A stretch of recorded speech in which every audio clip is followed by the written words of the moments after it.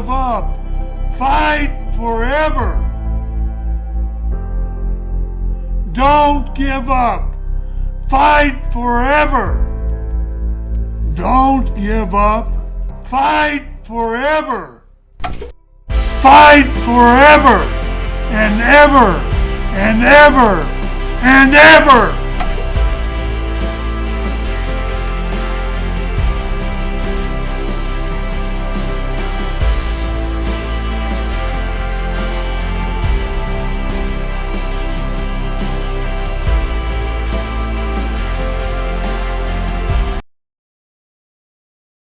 Hey everybody, this is Rob Naylor once again for Highspots.com, and I'm with Chris Hero, and this is the Chris Hero 2016 edition. We're just going to talk about your life in 2016. My life. What your favorite foods were, perhaps some good times, great holidays for you. Reminisce. Yeah, like how did, let's think of the good holidays. Did you celebrate Earth Day? The things of that nature. And then we'll also talk about his wrestling career as well, which is probably... A lot of celebrities dying this You know year. what? A ton of celebs. Most recently, Sub Castro, done, gone, left the earth. Cuban assassins are... You know what? Like he was R.I.P. He was the OG Cuban assassin for sure, but you know, I don't know enough about him to really comment much. Fidel further. Sierra. Fidel right? Sierra. And many Castro wrestlers and everything. Angel Acevedo was the other better Cuban assassin in my opinion. Even though literally the other Cuban assassin lives right down the street from me in near Clearwater, respect. But we're not talking about Cuban assassins no longer. Let's talk for 90 minutes about the Cuban assassins. You know what? I think we can do it fucking really easily, but we're not going to worry about that. We're going to worry about other people. And the first person on the list of your 2016 was Roderick Strong. Roddy. Let's talk about Roddy. You've wrestled him for years. I remember my first match that you guys had that I felt clicked really well was the Young Knockout Kid 2008. It was Dayton, I believe. Ohio, yeah. You're wearing red. The red and the sand camouflage. Yes, that was one of the first times I saw the pass elbow, which is really sweet. Yeah. That's a hell of a match. Yeah. But that was a match that almost got me fired from Ring of Honor. I think you know that, right? I do know this. Yeah. Because it was supposed I didn't, but... He didn't, but it might have happened. But let's talk about... You didn't almost get fired from PWG for this match. No, I did not, no, thankfully. They enjoyed this. Talk about why it worked. Talk about Roddy in general. Just go So, Robert, I've brought along my schedule. And it's very, very meticulous here. And, you know, this nice black cover from Mead Corporation. Wow. And the way I keep track of my dates is I have a schedule, and you know, as prospective dates come in, I mark them on the calendar in pencil. You know, because sometimes 3 or 4 promotions will run the same day, and then I'll try to get a layout of what I can possibly do. You know, there's groups like Evolve and AAW and PWG that I work for regularly, almost every show, so they take precedent over other companies, but then I'll have tours of England and whatever. So I'll try to pencil everything in, and then once I figure out which travel makes the most sense, that's when I'll start to confirm with people. I'll circle it on my calendar, and then I will start to work out the trans. Do you feel like most wrestlers do this, or do you feel you're more meticulous by nature and it's the only thing? Well, the higher end guys have like a Bill Barons or somebody like that, and they'll take care of the bookings for them. But I like I like having all the details. I like knowing everything because it's kind of like the Wild West sometimes. I mean.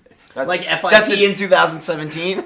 that's an extreme exaggeration, but what I mean is like you've got a show this weekend, and then the promoter hasn't sent you your flight itinerary, and you don't know who's picking you up, and you don't know you're staying in this person's room, but so there's just so many. It can be a real clusterfuck. So I like to get ahead of it and like, okay, well, it makes sense for me to fly in here, rent a car here, drive here, drop the car off, fly home, and I take care of all that, and then I'll have the promoters reimburse me. And I work for people that have always taken really good care of me. So one, they like that because it's less work for them, but then it's also more work for me because I go through all the details, and then it's more convenient on the road. I don't have to sit there at the airport for 3 hours waiting for some guy I've never met to pick me up. Yeah. I don't have to like get they don't have room for me to get from town to town, so we have to have a fan drive me to a show. There's situations like that. So, this is my notebook. Imagine if you one time showed up back in the 2000s. I showed up in the airport. What would happen then?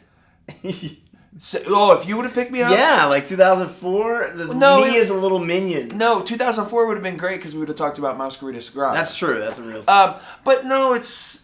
Sometimes it's awkward. Like, yeah, you're a professional. You get picked up by like Ted, and you don't know. So him. I mean, we interact with people like that a lot, like fans and stuff that have a million things they want to say but don't really know how to say it. Yeah. So I'm pretty good depending on how tired I am. If I'm tired, I just kind of want to close my eyes. But sometimes I just break the ice, make it a little bit easier or whatever. So that's how I keep track of all this. Yes. Saturday, January 2nd, 2016. I wrestled Roderick for the PWG Championship, and he sick kicked my face off. Yeah, well, he kind of does as he's known to do. So that's definitely our most recent match. We've had a lot of matches throughout the years, all over. Do you remember what our first match was? The first time I was in the ring. Mid-South. Nope. First time I was ever in a ring with Roderick Strong was a 4-way. For CZW. Oh, I was there. This was Club 1402. It was in Reading, which we ended up living right near. You remember we went there one night and it was the shittiest place? Oh, so dangerous. Like, how did someone not get killed? I remember it was you, Eric Cannon, Roderick Strong, and other human. BJ Whitmer. Who I was just hanging out with on a Queens of Combat show. It all comes together here. So yeah, BJ Whitmer. And it was so good. BJ Whitmer was like the king of the 4-ways. Yeah. But remember the 4-way? We're going off here. That's what this is. It is. BJ Whitmer, Paul London, Homicide, and Colt Cabana in January 2003. So there was 4-way. So I was not there. That was in Pittsburgh, I believe, right? It was. It was at German Suplex, and there was a shooting star pit. BJ came up with the finish. He told me today. I had the VHS. There it is. Respect. That's a really good 4-way. I enjoy the 4-way matches. Versus Roddy was not a 4-way, but were you in a 4-way all year? This year? You weren't. Yeah, I was. I was in one a couple weeks ago. Clearly. This guy, do your homework. Paying attention as per usual. Fuck. What was it? I was in 2 4-ways in the last 10 days. Who was in them? One was the TPI semifinal 4-way to go to the finals. Oh. And then one was Evolve Tag 4-way. Oh, yeah. I wasn't booked. It's fine. Anyway. I wasn't booked, Terry. I'm sure it was a wonderful so then we go to the 15th. I had a weekend off. Before What is that like? You don't get any of those. No. I actually took a bunch off this year, and it felt pretty awesome. Oh, good. So January 15th, I wrestled a returning Sammy Callahan, who's fresh back on the indie scene. I wrestled him for AAW. Yes. And that was the first time I had wrestled Sammy since Force 1, I think. I was there. He got you with the elbow, or was it the knee? It was a back elbow where his head crashed into my cheek and split me open and knocked me the fuck out. Now, was that the first ever match with Sammy Callahan you had? No, I wrestled him at a TPI. When he was gigantic, when he was a larger man. I mean, he was a little bit bigger, but I didn't meet Sammy when he was big Sammy. Gotcha. He had lost, probably 100 pounds by the time I met him. So TPI, that was when they were really getting behind Sammy and pushing Sammy. Yeah, and then he wrestled Scorpio the next round, and Scorpio beat the shit out of him. Yeah. And Scorpio's also knocked me out before. Yeah, so it's equal opportunity beatings for everyone. So this was when I had only done a couple shows for AAW. I was just kind of coming in every other month or so and just kind of feeling it out. And, I would end up doing almost every AAW show this year. So this is just kind of a sign of things to come, PWG, a company I'd worked for regularly and have worked for since they started. And then to go back to AAW there on the 15th. But Sammy, let's talk more about Sammy. Yeah, please. Sammy's going to come back into this thing a bunch. A cool thing about that was, a month and a half prior, I wrestled Pentagon for AAW, which was an awesome atmosphere in Logan, which is actually, I wrestled in Logan last night for AAW. But that was Sammy had just quit WWE days prior. Yeah. And then showed up at, Berwyn, or not Berwyn, showed up at Logan to and then...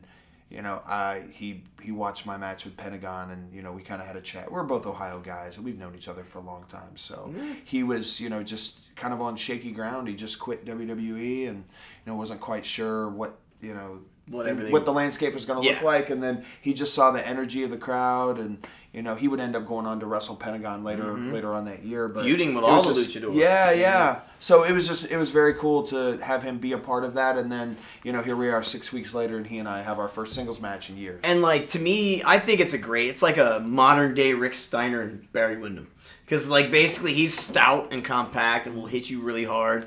And you have that lanky way of selling and things of that nature, but you hit.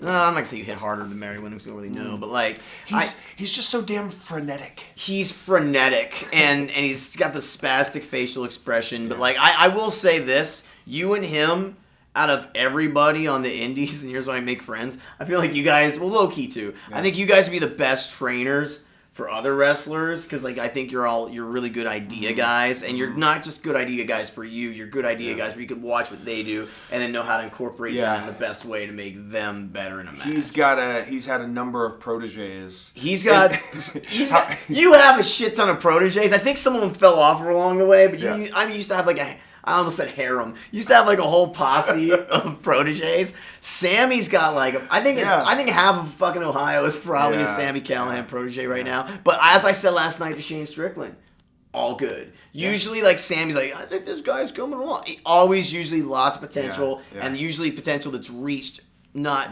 like shortly thereafter. So like I think it's a good little crew. Although like Dave Chris, Jake Chris, Sammy, Strickland, Swan. And when Sammy was booking CZW, they were all like his surrogate guys too, and he has a good handle on things. The new guy's Desmond Xavier. How good is he? Yeah. Lots of potential there. I don't know Zachary Wentz too much. I've seen him. He's impressive. Sorry, Zachary. He's impressive. The name, and they're called Scarlet and Graves, but neither one are Scarlet or Graves. Mind. There we go. Yeah. Which I don't know. That maybe it's a younger kid thing. I don't. Maybe it's like a band of some. Scarlet and Graves is a clothing brand that Dave Chris started. Perfect. That's really good marketing then. Look at that. You didn't even know, and there it was. You tied it all together. Another cool thing about Sammy is just for us to go out there and wrestle again is that, I left WWE. I'd left WWE 2 years prior, and he had just left, 2 months prior. Yeah. So it's always shaky trying to find your footing again and like, all right, well, what works, what doesn't work, and because you just go from one environment to an open, anything goes type situation. So with the success he's had this past year and the success I've had in the last couple of years, it's really cool to see both of us get a handle on what we do well, and then just the way confidence works is you build your confidence up, and the world opens up to you because you're not afraid to try things. You do things outside the box, and if it messes up, it doesn't get to you. You just So that's and if you look at our style of matches, the way he wrestles and the way I wrestle, we do have our own things that we do, but we also push boundaries and try different things. Yeah. He and I wrestled last night, so that's kind of funny that he was my. Second match that year, and then he's the match I had last night. If only you wrestled today, then he'd be your second second to the first. You're your second, and then the second to the last. Weird kind of a bookend situation. But okay, so there's Sammy. We pretty much just completely digested and processed Sammy Callahan at this point. A very cool thing that happened the following week was Gabe asked me, he's like, hey man, we're going to do this tag team thing. What would you think about teaming with Tommy End? And like Tommy's one of my guys. I've known Tommy for years, and I had vouched for him, the WrestleMania prior, WrestleMania weekend to get him on those shows, and then we did PWG, and just he blew up. Not this like last year. He blew 16. Up. Yeah. 2015, and then 2016 he came into his own. But I just was like, okay, cool. That's an interesting dynamic because he and I are very different wrestlers, and then the rapport that he and I have with each other is really cool because we come up with interesting combinations and just like you know me, I have to have a different tag name for every tag team that I'm in. Market all of it to hell. So that's where the team of Heroes Eventually Die came from, and then we had 3 matches in 3 days with 3 very different teams. Do you remember these matches? I do. The first match was Zach and Sammy. Hey, Sammy. I liked the match a lot. I think I called the match. It was really good. It was at Ybor City. It wasn't a tepid crowd, but I felt like if you transplanted that to Reseda, it'd be even crazier. But one of the better matches of last year, I feel. The Orpheum is kind of what's the word I'm looking for? It's this year it's seen a little bit of but it's actually gotten a little bit better. If you notice the Evolve shows, if you look at that and then the last Evolve show we had there's a marked increase in the way people react and the energy that's. But that match is fucking sick. And you and Tommy, I look at it as most wrestling teams, or a lot of the ones I like the most, are ones that were the rivals become teammates, like Cena Generico. You and Claudio, I suppose, were rivals first before you teamed. Sure. I'm sure there's so many more, and you'd think I would have more of them to pull out of the back pocket. But Sting and Luger. Stuger and Ling, as Barry Windham said drunkenly on a promo in 1988. Stuger and Ling, but no, those guys, I like the idea as like a super team. And here's another thing that I don't think people really realize in Evolve, but the way Gabe looks at the landscape of independent wrestling and he sees, that you have tag team wrestling, you have the Young Bucks, you got the Motor City Machine Guns, you've got Red Dragon, you've got all these different teams, and it's like, if Evolve's going to have a tag division, well, what are they going to book all these teams that are already teams? So his approach is, every now and again he'll have a recognized team, but what he likes to do is he likes to do single star and single star against single star and single star. And that's, if you look at the way the tag teams have been set up throughout the year, you'll see that. Speaking of which, one of the teams and we're skipping a match, I know, but Drew Galloway and Johnny Gargano, which is really the epitome of like a super team. Your modern day Diesel and Shawn Michaels, if you will. Diesel's a little more limber these days, but they were a good little team, a big team, and that was a hell of a match. And that was that match in Orlando. Yes. Those were the 2 days in Orlando. Orlando sometimes can be a little bit tough to gain any kind of reaction out of the fans sometimes. I think it's always been a tough building. I can't even remember, I'm not burying it, but I can't remember a single Evolve match in Orlando that really just had that, like maybe Tracy Williams and Matt Riddle.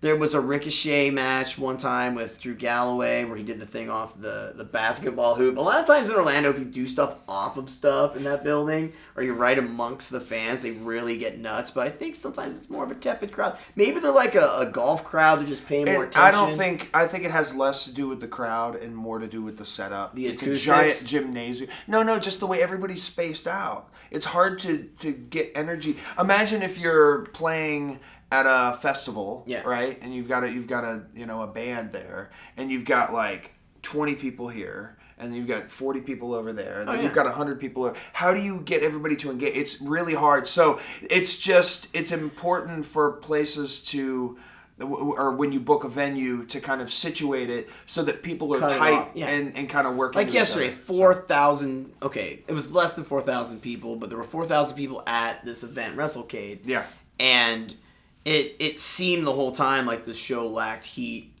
even though it was a quality show and there were good guys on it. But again, it was like a cavernous venue, and it's everything that you just said. But usually, I think outdoors, it's way more thin. It's way more of a thing. 'Cause it's atmospheric, and everything just goes and rises, all the heat and the voices and all that stuff. But like again, I just feel like sometimes it's tougher. And I'm not saying there haven't been great matches in that building. I'm saying I feel the energy isn't always the same as like the Boom, for instance. It's way more intimate, confined. It's cool, awesome. And like I always sometimes will watch a match and be like, I wonder what that'd be like on La Boom instead. You know? So what I will say is I'm gonna go back to the match that you skipped. Yes, which is indeed, watch this, Trent Beretta on Rocky Romero. Yes. And you like that match a whole bunch. Yeah, I thought it was really cool. It was the first time I'd wrestled Rocky in I don't know how long. God, I don't even... That's even weird. I can't even think of that because you guys have been around each other forever. I know we wrestled once at the New Japan Dojo in LA where it was Rocky and TJP against me and Claudio. It was just a show booked by Durango Kid. Was it taped? Yeah, but... Sounds really good. Maybe Marquez maybe has the footage or something, but I've never seen it. And then Rocky Romero, I believe, was in my Survival of the Fittest match. One where you won it. Yeah, where I beat everybody. Vegas. Yeah. I believe he was in that match. I could be wrong. Was in that no. He was on that show. Yeah, no, Tornado was... Was he in that match? No. Yeah, because I beat Machine Gun, and then Tornado was in that match, I believe. You beat Machine Gun Carl Anderson at Beat Survival his of the ass. Fittest, 2007? Too bad, Chad Allegra. Yeah, 2007. Too bad, Chad. Anyway, so I thought the match was really cool. Roppongi Vice was awesome. They have a ton of really cool combinations. You and Beretta have a really good chemistry. Yeah, Beretta's great. And that was the first time I had done the tope con hilo and then just catch the guy. Yeah. I don't know how I thought of it, because it seems kind of crazy. Now that I've figured out how to do it, it's kind of cool. I've done it a couple times in the year with done it with Beretta a couple times. I've done it with Mark Andrews, but... Beretta's tall, but he's deceptively not small by any means, but he's not as heavy as you think. Yeah, it's kind of spread out. Yeah, he's a jacked freaking guy, but I could see how if he's flying at you and he's spread out, you could probably catch him safely. Yeah. No, but that was kind of cool. It was a cool match. And there was actually I thought there was a really good reaction in that match. I thought that was, maybe in all the matches I've had in Orlando, that was probably the most consistent. And then the next night, where we wrestled Gargano and Galloway, the cool thing about that is because, like I said, it's a big open space, we used the open space and we had kind of like a 4-way brawl all around the building, up the bleachers, down the bleachers, and to give our match a different feel than the other matches of the tournament. So that was kind of a cool little one. Next page. So the following weekend, I went and wrestled in the state of Maine for the first time ever. Maine? For a group called Limitless. Home of lobster. Yes. Lobster lives in Maine. Only in Maine. Maine lobster. So we wrestled in Orono, Maine for a group called Limitless, and I wrestled Zach. And the cool thing about this was that there was a low ceiling in the building, but it was a pony ring, which is the old Chikara style, little bit of ring. Yeah. So Zach and I had a very different match where we played around a little bit. We did some stuff on the floor, and then this is the match with the pile driver. I was about to say, you said the cool thing was it was a gif of the pile driver, which looked like it fucking murdered Zack Saber. His head squirted out from between my legs. Man, if I retweeted that, I'd get so much heat. It was the most dangerous looking safe pile driver of all time. Yeah. Well, the thing, Zach just his neck bridging is unparalleled of anybody. But it looked like he landed on his head and neck in an unsafe way, and then he bounces too. Yeah, so it's even better. I fucked him up good. He bounced too. It was like RVD style head bounce. So a cool thing to note about this is Maine is way the fuck up. So then we had Beyond Wrestling the next day. Way the fuck up. So we had a 6-hour drive to Turtle's house, but it was myself, Steve the Turtle Whiner, Steve. You do. And AR Fox. The three of us, what a trio! That's I wish I could fly on the wall in that car. But we so on the trip, I played the Anticristo video for Fox and Turtle, and they both enjoyed it quite a bit. It was just we had like a really good car ride, the three of us. I want to see Turtle recreate the Anticristo video. I think that'd be awesome. I think that'd be good stuff. He has done it. He has done it. God bless him. Now another question, real quick. Please. Maine, and you wrestled Zach. And you did a pile driver, so we're bringing this shit up. Sure. The pile driver that you saw in life. Yeah. That was like the biggest dangerous. Like, to me, there's one. If I just tell you one pile driver amongst all the pile drivers you've ever seen in wrestling you saw that it was impressive, what would it be? And think United States. There's one answer, and I think me and you will agree with it. We've never talked about this, but let's see if we have same brain. I feel like I'm going to get this wrong. Okay, let me think a little bit. One pile driver ever. When you're like, you're talking about Tommy Dreamer and Rob Van Dam, exactly. The Golden Dome Manaka, November 30th, 1997. My uncle passed away that day, so we remember these things. But so I was like, ECW. You pile drove RVD so hard that your uncle died. It was like my mom knocked on the door. She's like, Uncle Eddie died. I'm like, fuck. And then I'm like... And then the pile driver cheered you up. ECW completely cheered me up because Uncle Eddie died. And I was like, you know what, damn it. We're gonna... So what I'm going to say is I'm going to put this on wax, as they say. Good. So that looked really cool. But the problem with that pile driver... It wasn't the finish. No. I don't give a shit about that. I want to know, what would Bill The say? problem with that is What? people saw that and wanted to emulate that. And it didn't So when work, people yeah. try to take pile drivers, the dumbasses try to push off when they take a pile driver. What happens is, if you try to take a pile driver and you don't hang on, you're going to land on hurt your head. You're going to yourself. break your neck. Yeah. You're going to hurt yourself. So I can't imagine how many people have been hurt. Kids, young kids in wrestling or whatever, or just people that don't really know. Like, once somebody picks you up, if you don't have a hold of them, you're going to slide down, you get slippery, Yeah. and then that's how you break a neck. Or Ironically enough, or shitty pile driver. You don't hang on, so why even do it if it's going to be shitty? I would have accepted Rick Rude and Ultimate Warrior at SummerSlam 1989. Gonzo The bomb! Gonzo driver, it's like a pile driver power bomb. That's another fucked one. And then Steen and with the package through the fucking... That's pretty crazy. Andy Kaufman taking a pile driver is pretty cool. Have you ever known anyone to call a pile driver a power driver? Maybe Japanese. It sounds like you would go and do a show in Tuskegee, Alabama, and be like, I'm gonna hit you with a power driver, and then you'd be like, what are you doing, dude? No, you're not. And then you deny them the pile driver because they don't know the name of it. Pile driver was it Gotch that originated the pile driver? Is that right? I always thought it was Gene Kiniski. No, I know. I just looked this up. Is it Londos? Jim Londos? Yeah. Maybe. I don't know. Yeah. You can look it up right now. I'm going to look it up right now. I'll just kill time. The guy I think was the most... Paul Mr. Wonderful Orndorff, man. That's the guy. He agrees. I have a memory from childhood of... Terry Bam Bam of like, Gordy. oh yeah, Paul Orndorff, he does the pile driver. But I wasn't watching wrestling at the time, so I don't even know how I had a frame of reference. Because I didn't start watching wrestling and understanding it regularly until 89. Do you remember who they called Mr. Pile Driver? Mr. Pile Driver, Coco Beware. Bob Sweetan. Yeah. No, but the song Pile Come on, Driver. Chris. I know. And he didn't do a pile driver. It's bizarre. No, that was and they named the Brainbuster the Ghostbuster. Yeah. God, he was just here. We could have asked him all these things. Oh, well, you didn't see him, but Coco Beware wasn't. You weren't even here. Coco Beware was here.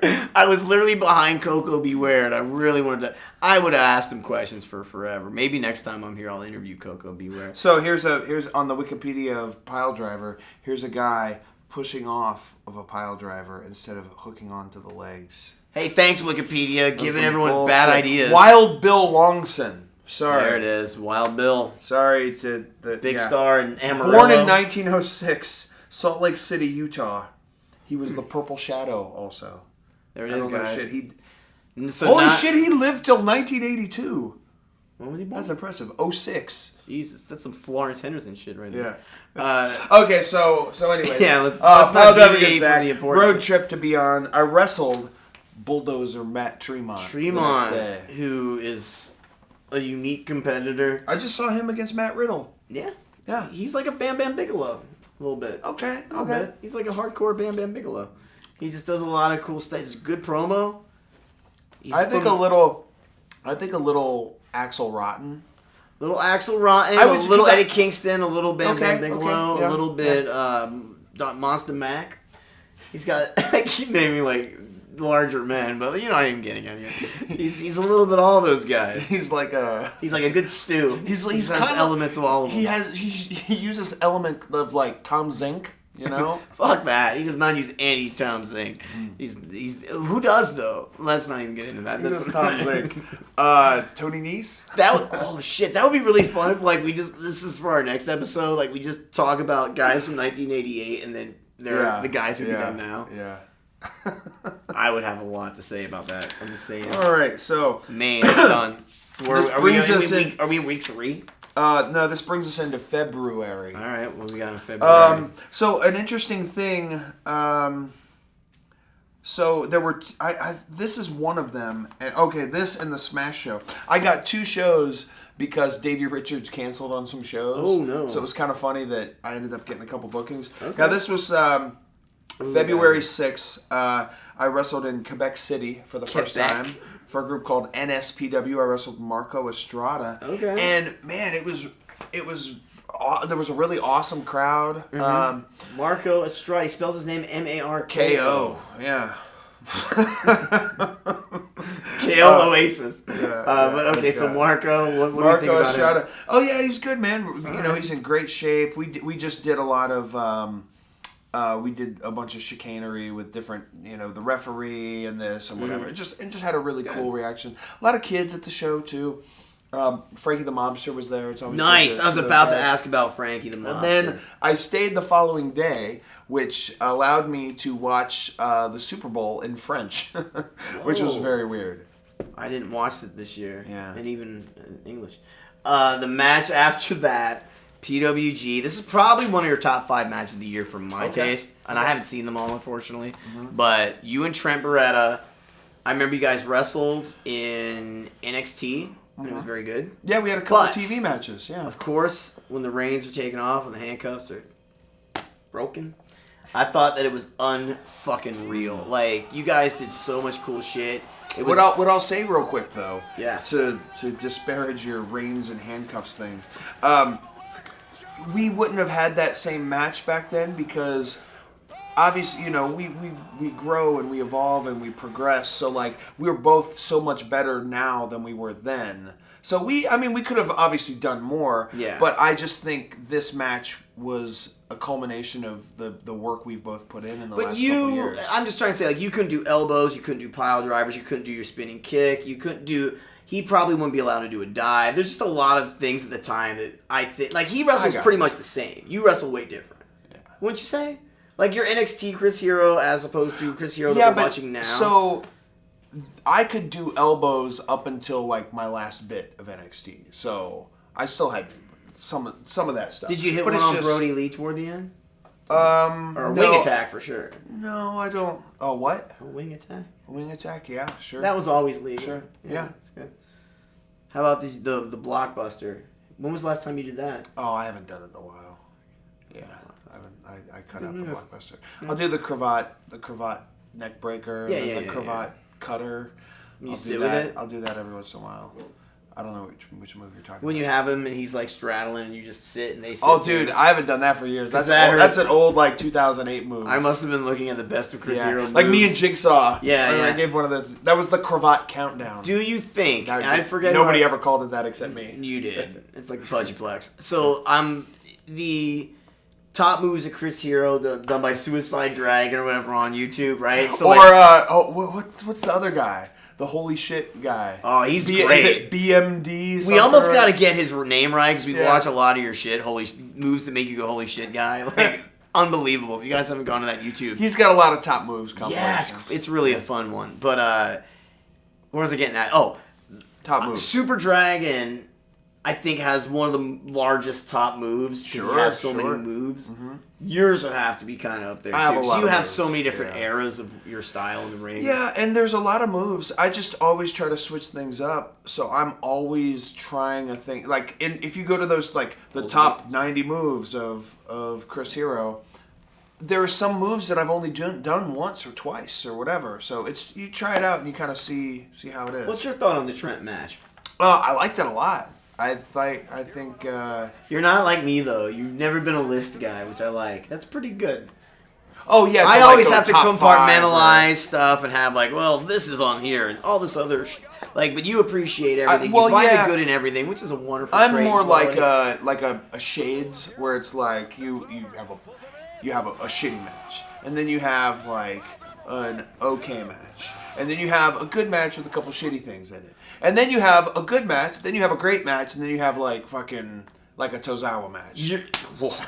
Let me tell you. So that's like my 6 shades of... Yeah, that might be your best match of your career. I fucking love that match. But here's the thing. When was the last match, and you don't have to name names for anonymity's sake, when was the last match you came to the back and you like whipped shit across the room, just furious at how bad it was? Has it ever happened? So whip shit across the room. No, but the problem with that, and I've learned this over the years because I have had. So you wrestle and your adrenaline's up.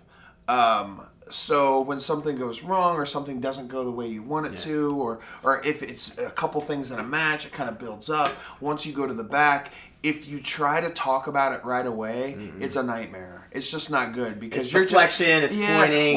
Well, you're just going to end up saying really hurtful things because your adrenaline's up and you don't really even mean it. And then, honest to God, you'll do this, and then 2 minutes later you'll feel like a piece of shit. Just because hurtful. Because first of all, the people in the locker room are in the locker room. They didn't even see the match. No. So when you come in the back and you're huffing and puffing, they know you had a shitty match and they didn't even see it. Yeah. So why tell them, hey guys, I just had a really shitty match, and like I've recently seen, name's not in on this one. I've recently seen a wrestler get so mad at a ref that in the middle of the match they just left the fucking ring and cursed out the ref and went to the back, and there was like 17 fans there, and then you could literally hear the guy bitching about how the ref blew his spots in the match while behind the curtain, and then the ref came to the back, and then he still gave the ref the business, and I just remember thinking, holy shit, it's like the most unprofessional thing I've ever fucking seen in my life. And then the ref went right back out, because the ref also did like 8 matches that night. Obviously there's just one, but oh god, so to do that is even like it's a funny story, but it's bullshit.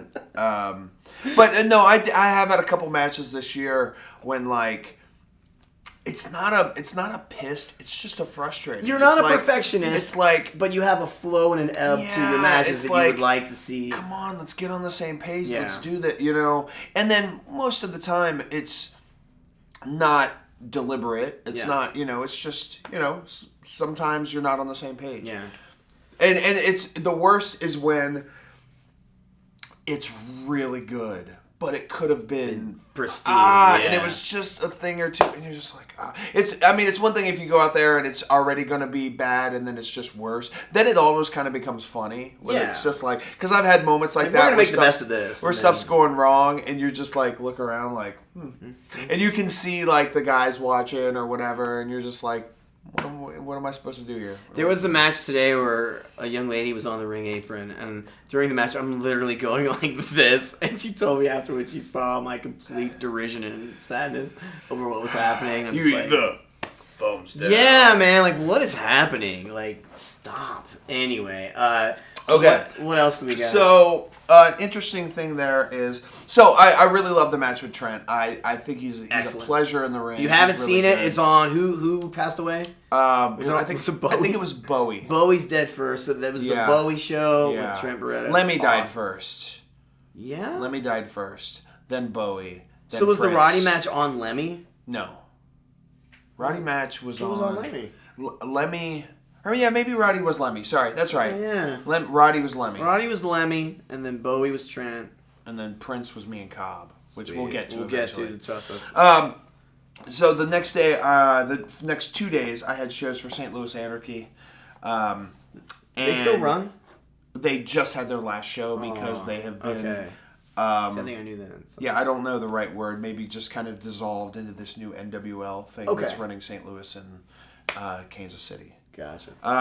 So I was flying from Los Angeles to St. Louis, and then I'm at the airport, and then my flight's delayed, and it's delayed, and it's delayed, and then it's canceled. And I'm like, oh, shit. Okay, so I got to get on another one. And I got another one, and then it's like, it's delayed, it's whatever. So I'm communicating with the promoter the whole time, and I'm like, hey, man, I'm trying my best. I've already got booked onto a different flight, but it's still going to take me time. So I get there I land, okay, hold on, let me make sure I get it right. The guy picks me up from the airport after 11 p.m. They get in the car, I dress on the way to the show. 11 at night? 11 at night, Is this a Frank Goodman show, and the show's still happening? It's an 8 p.m. show. And then...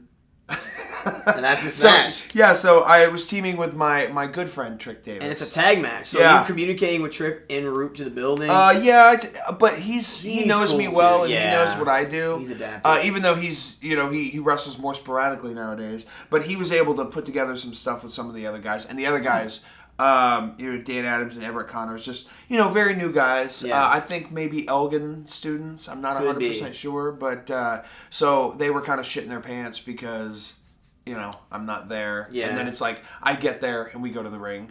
Let me put it on you, even though it's not your fault right now. But like, imagine these two kids, these two young bucks, these two bright-eyed, bushy-tailed youngsters. Mm-hmm. And man, we got Chris Hero tonight. Chris Hero, we're gonna wrestle him, and they're so excited.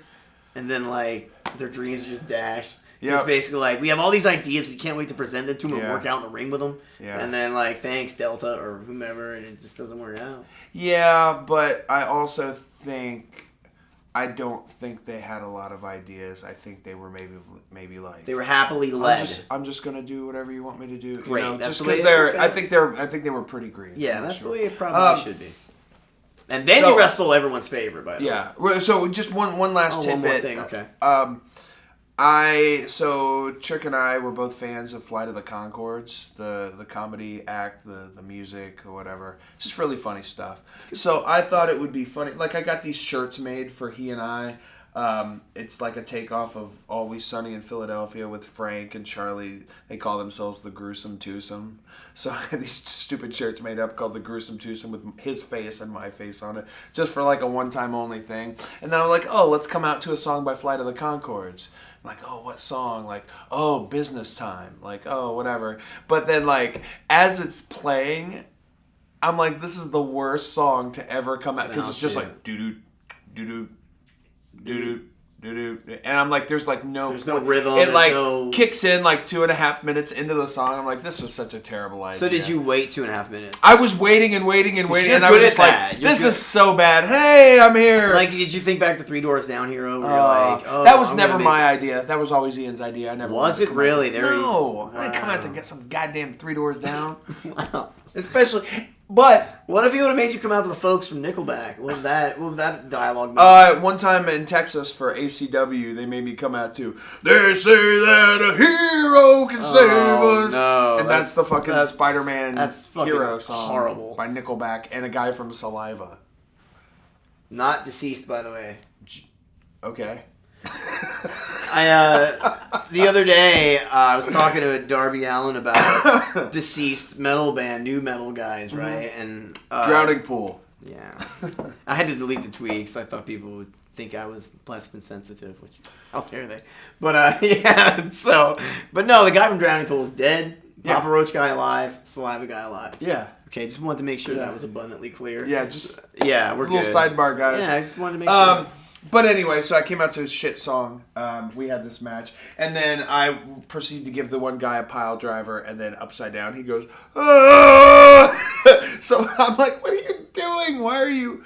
I don't know. Did he let go? Yeah, he let go of my... And he's like dangling his arms. Big fan of Rob Van Dam, clearly. That Trevor Edmonds or whatever his name was.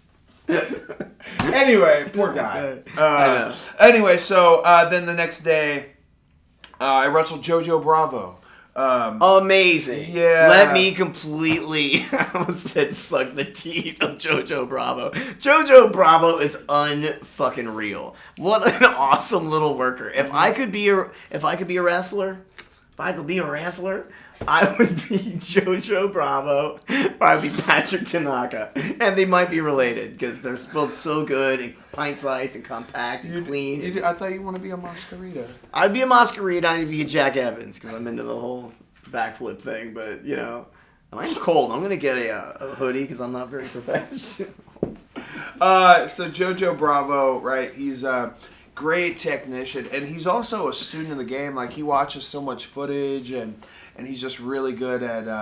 To me, he's like the best guy who really isn't on everyone's radar yet, but should be. That's what I would call JoJo. Yeah, hey man, it's on him. He's got to get his ass out there. Wow, there you go, JoJo. No, I mean, that's what everybody has to do. Yeah. You know? Like him and Ricky Starks, and there's just such a good group of creative guys in Texas, I feel. Yeah. And like, you know, he's certainly one. Starks and Solo teaming up. They were on the last Wrestle Circus. Yeah, and how about the match though with JoJo? Like you're a big dude and he's kind of a smaller dude, but he's adaptable as shit. Diminutive. He's diminutive. Yeah. I've heard that once or twice. Yeah. No, he's but we made it work, and like those people really liked him a lot.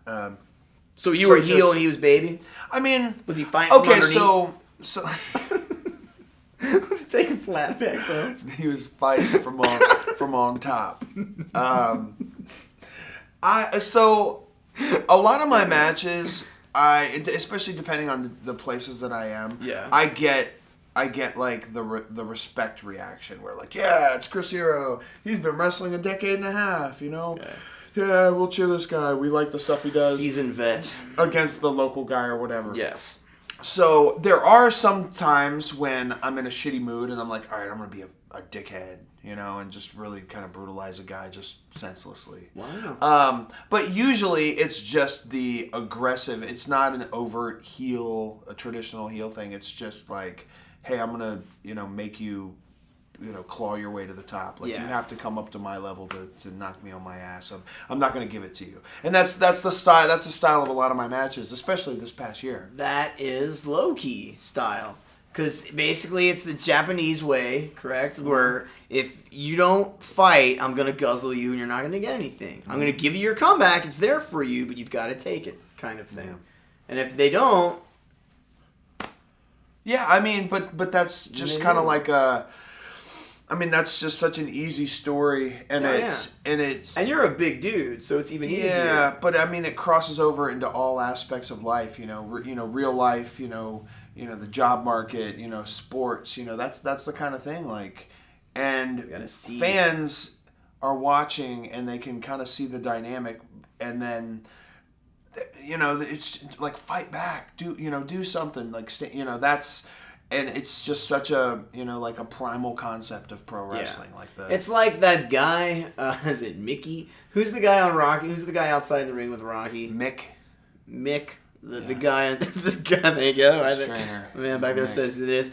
Like, yeah, come on, give it back to him, you know. Yeah. But like, you don't have, obviously, it's like a mysterious, you know, Mickey on the outside telling the underdog, like, come on, motherfucker, like, go get it. Yeah. You remember when Bob Evans was the world's worst Mick? You remember he had the fucking shitty stogie and he was managing Mike Bennett in Ring of Honor, and it was like the reason. I didn't mind the idea, but like it contrasted with everything Ring of Honor was doing to have this. Yeah, get him there. What are you doing? Bless him, but like very forced. It was a caricature. Yes. It was a character of Mickey. Yeah. That would be what it was. Yeah, Bob. And then meanwhile, Mike Hogwood's like, oh, what's he doing there? Yeah. I like this guy. Yeah. Where's the purpose? Porpoise.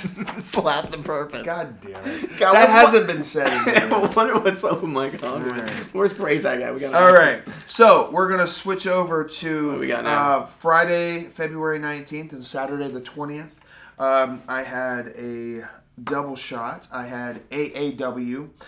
Where I teamed with Drew Gulak, one of my older proteges. There you go, indeed. Against the team of Johnny Gargano and Tommaso Ciampa. How'd that go? Yeah, I don't think I've seen that match. Yeah, it was good. It was just a matter of trying to find out. So in tag wrestling, everybody talks about tag moves and double team moves and whatever, but like sometimes you just need teamwork. You just need to work together. It's not necessarily combination. It's just working together so that you know that conveys that hey, we're a team. Would you agree that a tag team match? You should get the gimmick over. It's the simplest, easiest one. It's a tag team match. Yeah. Get the idea of I'm going to tag to my partner, we're going to double team our opponent, or we're going to... Like, I literally saw tag matches recently where none of this happened and just upset me because it's like 2 individual matches instead of like one. So that I like. So you guys were able to work with that. Yeah, so what happens is you just... When you're putting a match together... Oftentimes, you just expect the fans to already know. So you're like, oh, well, they know this, and then you just go ahead and fast forward. But it doesn't hurt to, like, you know, you're circling with the guy, and then you stop when he's kind of on your side, and you kind of start to corner him into your corner to where he's kind of like, oh, shit, I'm in a disadvantage here. I need to get out of this, or something along those lines. Or, you know, you're circling and you kind of swipe at the guy on the apron. There's just so many different tools. The thing with tag wrestling is it's gotten so... People have gotten so used to it, and it's, you know, so formulaic, and that's okay. But there are things that can happen in tag team matches that can't happen in regular matches. And then we forget about that sometimes, and we just do what we know and what we've seen and what we're used to, as opposed to trying to change it up. Yeah. And then that's why I love things like blind tags. I love, a well-timed save. I love pulling the guy off the Yeah, apron. yeah, exactly. And I love where it's like you forget the guy's there, and then this happened. So I love that kind of all stuff. that just goes far in reinforcing to the fans watching that it is indeed a tag match. That all the rules and things do matter. And and then when you... If anything, when you pull the guy down, it basically makes the hot tag better because it's finally something that's able to be done. For sure. And everything's cool. But, it's a lost art to it. Yeah, and I try my best. Sometimes it's very difficult, but I try my best in every tag match I have to make sure the right person stays legal throughout it, because... Otherwise, what's the point? Yeah, it's one thing if everything breaks down, it's chaos, and then the referee's only human. It's like the NBA, they make shitty calls all the time, but it's like, why am I... that's one weird thing about some Japanese wrestling you see, is it's like two guys are beating the shit out of one guy, and the other guy on the apron's like, I accept this. It's like, no, that's supposed to be your guy. If you're not concerned about it, why should I be concerned about it? Sure. So, yeah, I try my best. It's not always great, but I've been pretty fortunate to have some awesome tag partners in Cabana, JT Dunn, Tommy End, which are all three very different people. But it's something that keeps me on my toes. So we had that match. Then I had more tag matches the next day, which is kind of funny. I went up to Smash, and that was the other booking I got because Davey got hurt or whatever. I teamed with Eddie Edwards, a former compatriot of Sweet and Sour International. I love it. I remember there was I think he wrestled maybe Roddy or something like that, and I came to the ring with him in New York City, maybe even Hammerstein. I think it was. It was just a cool thing. He was like the hot prospect, and Sweeney. Did he have the dreads? He had lost the dreads. I think he still had him. Ruckus's Ring of Honor debut match was against a dreadlock-laden Eddie Edwards, and it's like, whoa, that's crazy. Yeah. And Eddie was awesome in the match, and you could see why immediately Gabe's like, okay, this guy's great, we gotta have him on our shows. But one time Tank Toland and I wrestled a braided Eddie Edwards and Jason Blade. Good old Eddie, man. So I teamed with Eddie, and then we wrestled the Overdogs, which is Sebastian Suave and John Greed. Are they from Texas? You're thinking of Joey Corbin and Samir. Yeah, the Overboys. Oh, the Overboys. These are the Overdogs. Oh, which are it's Toronto. It's Smash. When was the last time you thought of Samir and the other guy? Unfortunately, it was earlier this year. Oh, good. Me, you, and Tom Green and at Joey home. Corbin. Yeah, man. Oh my god. I remember them guys. Yeah. No, they were a Wild Side team though, right? They were in Wild Side for a second. Maybe they were Texas. That's what I remember. I'm trying to wonder how I know them. I don't know. They were on the internet. CZW. No. Maybe I think they came up to CZW one time. Overlords. Anyway, so it's like Overdog instead of Underdogs. Instead of Overdogs. It's the Overboys, the Overdogs, and the Overlords have nothing to do with it. Okay, forget it. I'm sure they were another team.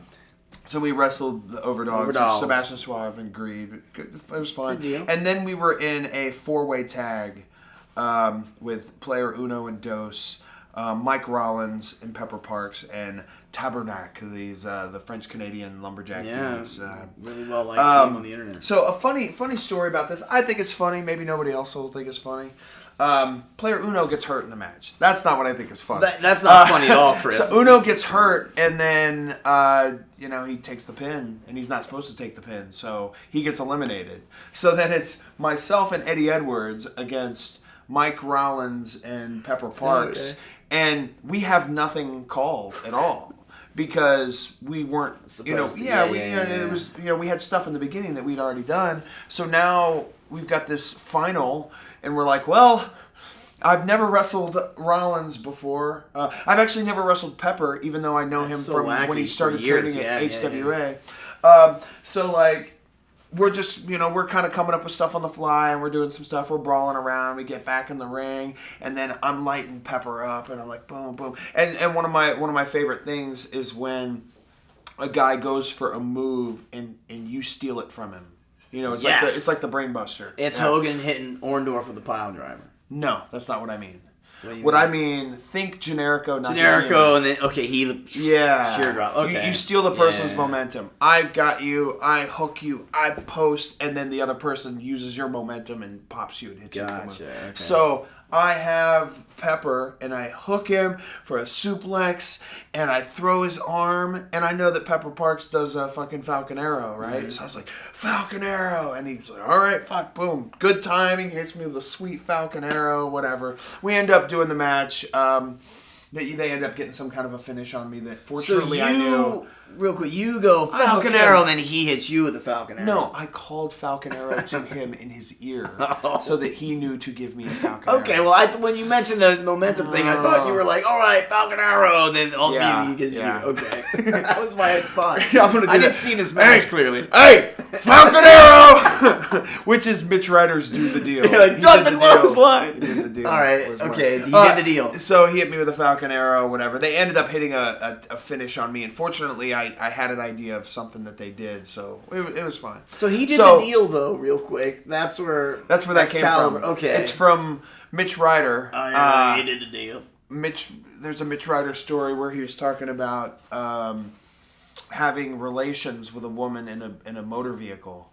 And he referred to it as like, yeah, we went out in the back in the car, we did the deal, right? And then did the deal.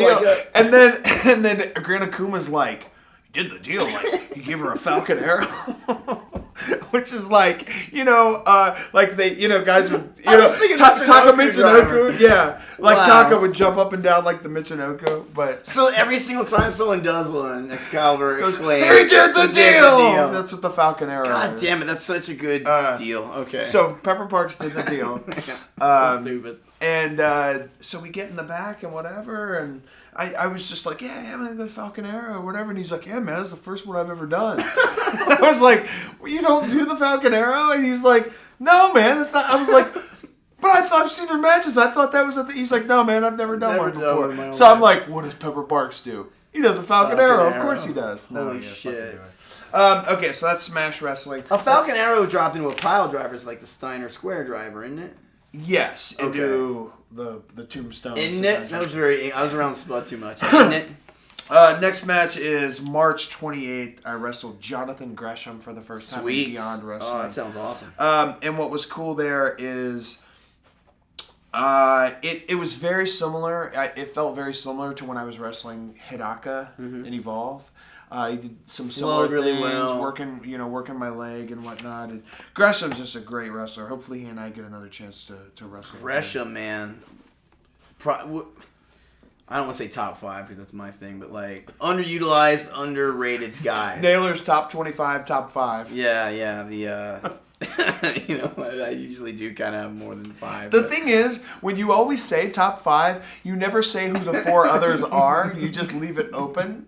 So my top 5 has if somebody were to go through your Twitter and like compile all the top 5s, even worse in life, if someone would follow me around and just have these stats on how often I say top 5, if I had followed Naylor around, I'd kill myself. You know what? Sorry. You know who you are. Yeah. That's so bad. Gresham, awesome dude. And he's a guy that's I've seen all throughout the years. He did a seminar I did at CZW in like 09 probably. Yeah, I remember Gresham and AR Fox kind of start coming around at the same time. Mm-hmm. And they're very different, but of course they team them. Couple cool matches after this. We go to March 4th. That's what it is. Yeah, March 4th and 5th. PWG, I had Player Uno. Evil Uno. Evil Uno. The first night. And then the next night, I teamed with JT Dunn against Ricochet and Matt Sydal. These were 2 very good matches in a row. Yeah, and 2 very different matches, too. Yeah. The Uno thing was cool. Because if you remember, he was hurt from the week prior. His shoulder was out of place, so I didn't want to do anything that would just pop his shoulder out, so we kind of worked around that a little bit. He misted me at some point. Was that a match that was announced on paper? Yes, it was announced. I think there was something else, and I think it was supposed to be me and Marty announced, and so Marty and I were announced to wrestle each other several times, and it just never happened until it happened. So I wrestled Uno, then I teamed with JT against Sydal and Ricochet, which was very awesome for me because I got to see JT make his PWG debut, and I knew how hard he'd been working, and just I was really proud of him to see that. Because it's and tough then, to get in there. It's tough to get into PWG. Like I hear sometimes there's young wrestlers that don't know enough, and they're always like, "How was this guy never in PWG?" I'm like, "No, like he wasn't." And I'm like, "Dude, it's a finite list of people that are gonna get in there, you know." And Ronan.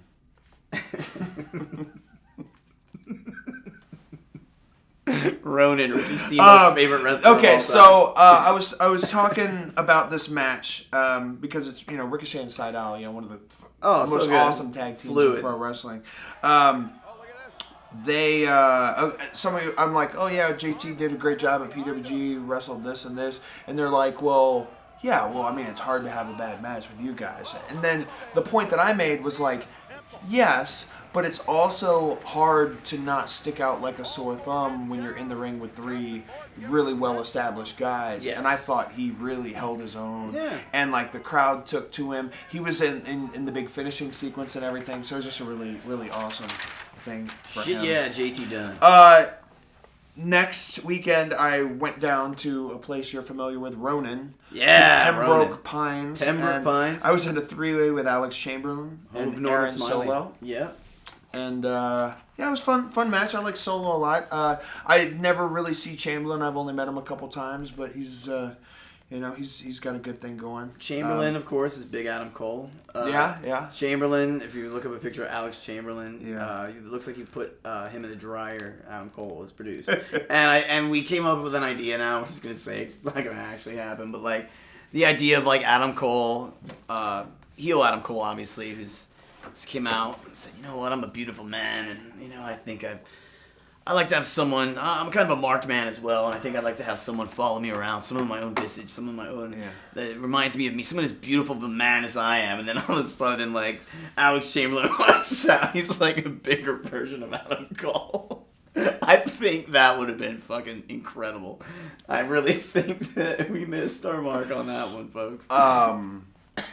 You have Adam Cole and Alex Chamberlain against Bobby Dempsey and Derek Dempsey. I would.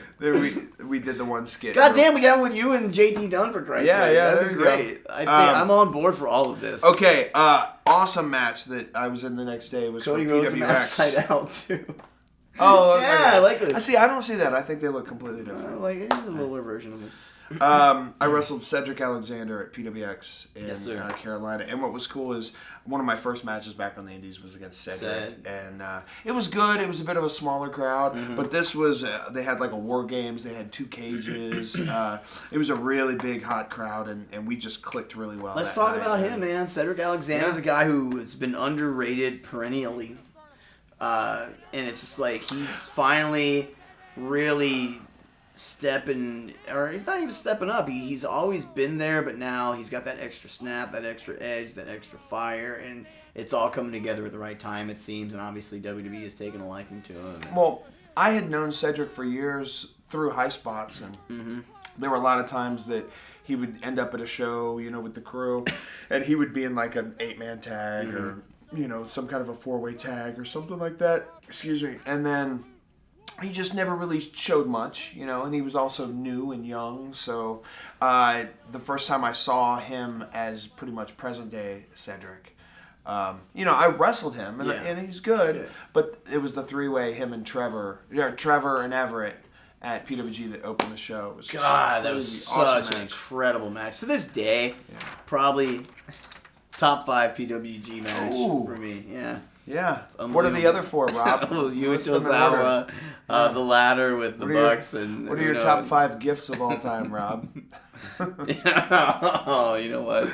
I'm not getting into that one. All right, so next weekend I wrestled for AAW in Berwyn, and all my my previous AAW matches I had one at Logan and the rest were at Bourbon Street, but this was at Berwyn. The one I went to was Bourbon Street, correct? The one where you wrestled. Okay, yes. Bourbon Street. So this was this is Berwyn, which is the Eagles Club, which is where Shimmer is held, and when I did AAW in like 06 and 07 or 05 or wherever it was. I forgot how old that is. Yeah, so. I wrestled Silas. Silas Young. Yeah, very fun match. Really, really cool. He did his little, his little Arabian thing. But as something plunge. I always forget what he calls it. Not the Punjabi plunge, but it's the... No, definitely not the I'm going to look it up plunge. right now just because I don't want but he did his little rebound thing, and I caught him in a cravat and flipped him. And badass. He's an underrated guy right there. Silas Young.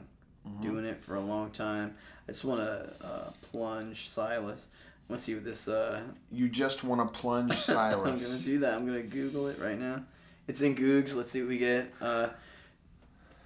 PG Waja plunge. Yeah, what does that mean? I don't have a reasoning behind what that is. The PG Waja plunge is a turnbuckle handstand RVD salt. There it is. PG Waja plunge. You heard it before. And here all right. there it was. And PEE WAJA PLUNGE PG Waja plunge. If you wanted it like spelling bee style. This man is completely sober. So the following day, I traveled to New York City to wrestle at La Boom against Hot Sauce Tracy Williams, and it was quite a fun match. Quite an encounter. You guys have had several good ones. No, it was really good, man. Now, when you wrestled him more recently, was it also at La Boom? Yes, it was. So look at that. It was good. Yeah, very cool. So that was a cool weekend because I wrestled Tracy that day, and then the following day I wrestled Riddle, which is familiar to this last Evolve weekend that I had. But that was the first day I wrestled Riddle. That was in Brooklyn, I believe, and my first opportunity to be in the ring with him, and he's had an incredible year. He's just really progressed a lot.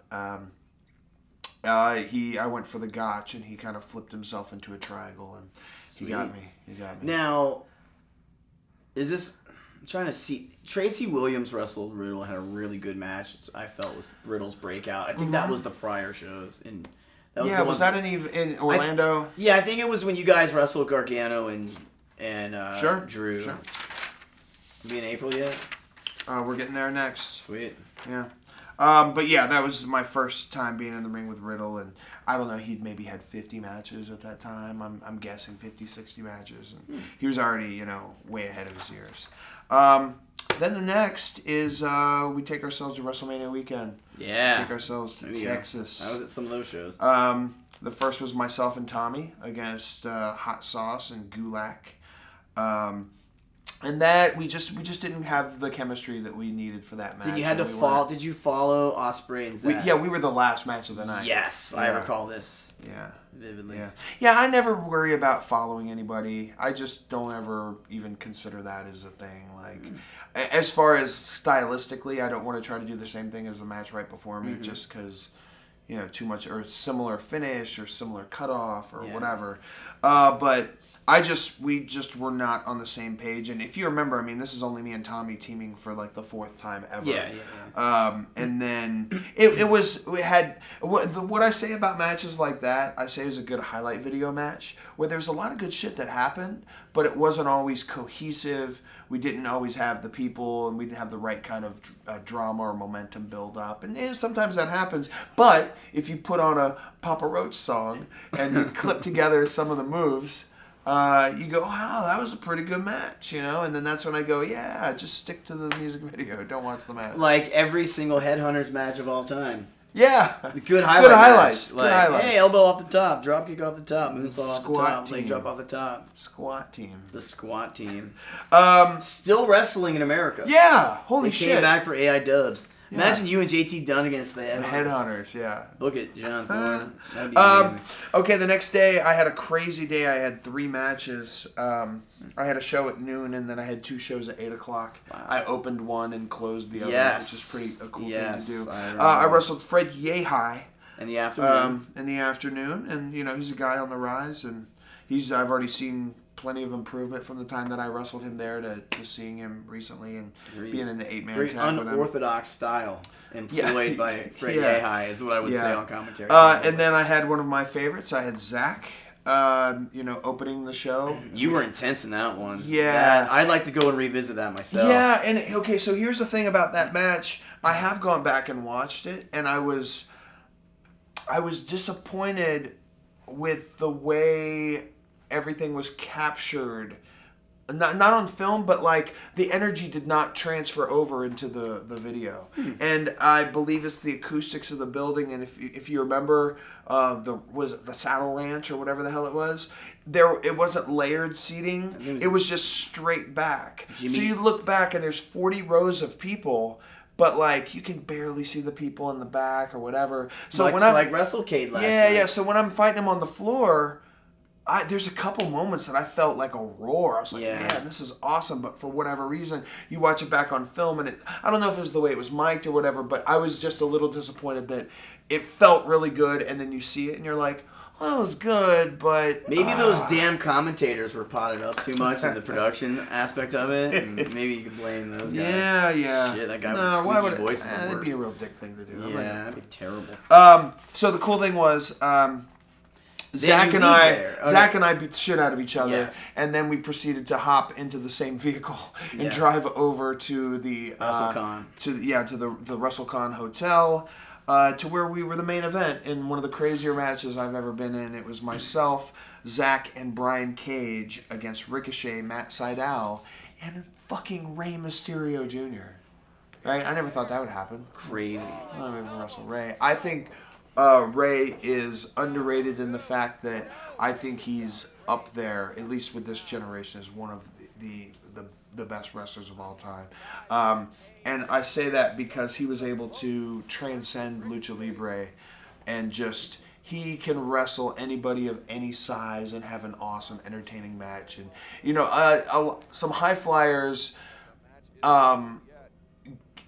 often have best matches with either other high flyers or a good base, but if their put opponent... him in the ring with Bob Orton Jr., he yeah, can still, like Ray Jr., Liger, and Tajiri, in my opinion, are like the golden trio. Whoever you put them in with, they're going to adapt, and it's going to be fucking awesome. Tajiri, and who? Liger, Tajiri. Oh, okay, I got you. Yeah. Anyway, I just think Ray's incredible. Yes. Ray's incredible. You're not going to... He's top 5 all time for me. And a cool thing here is that, he had knee surgery the year prior. So his knees are a little, I mean, that was his 14th knee surgery. Yeah. I don't know. He's had a lot of damage over the years. He's killing it, man. So he's doing a couple things off the top rope in this match. And then it's like, well, is he going to climb? Is he going to springboard? I don't know. He's probably going to take it easy, right? So as I'm turning around to look and see where he is, he's already springboarded up and he's jumping at me. I'm like, oh, Jesus. But, man, his, especially for his age and his many years. He's so explosive. What year did he debut? 95, Ray 94? debuted in 91. Oh, God. He was Colibri. He was the hummingbird. Yeah. The hummingbird. Yeah. And he was like a little mini, and he was working Tijuana. And he basically then really came into prominence 91 in 93. But I think 91, possibly 92, because I'm sure someone will have the Wikipedia up. But so, 91, 92. For all intents and purposes, a 25-year vet.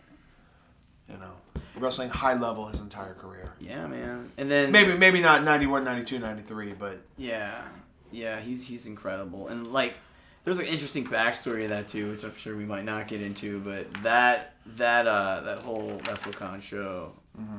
What a loaded show, man. So, the following weekend, I made my return to AAW and Logan again, which, like I said, I had the match with Pentagon Jr. the year prior. And I wrestled Trevor Lee. And this, I felt, was probably one of my best matches of the year. It's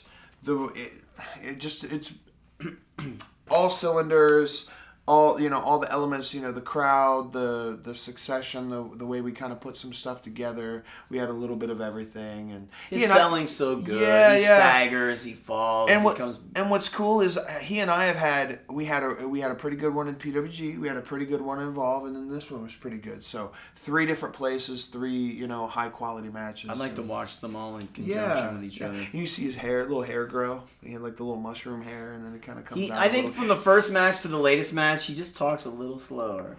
I think you'd agree. Really? Brother, what are we going to do? Yeah. That sounds like a good idea. Okay, so my next opponent was in Queens for House of Hardcore. Oh. I wrestled Rob Van Dam. Oh, yes. So Rob 2 Van weeks after Dam. wrestling Rey Mysterio, I'm going to wrestle Rob Van Dam. Did you pile drive Rob Van Dam? I think I did. Perfect. Why don't I remember this? Full circle, I don't know. Yeah. Yeah, but he frog splashed me and he defeated you. Yeah. He's frog splashed you before though. In PWG with Roderick Strong in the 3-way. He didn't frog splash me. He shit canned you and frog splashed him.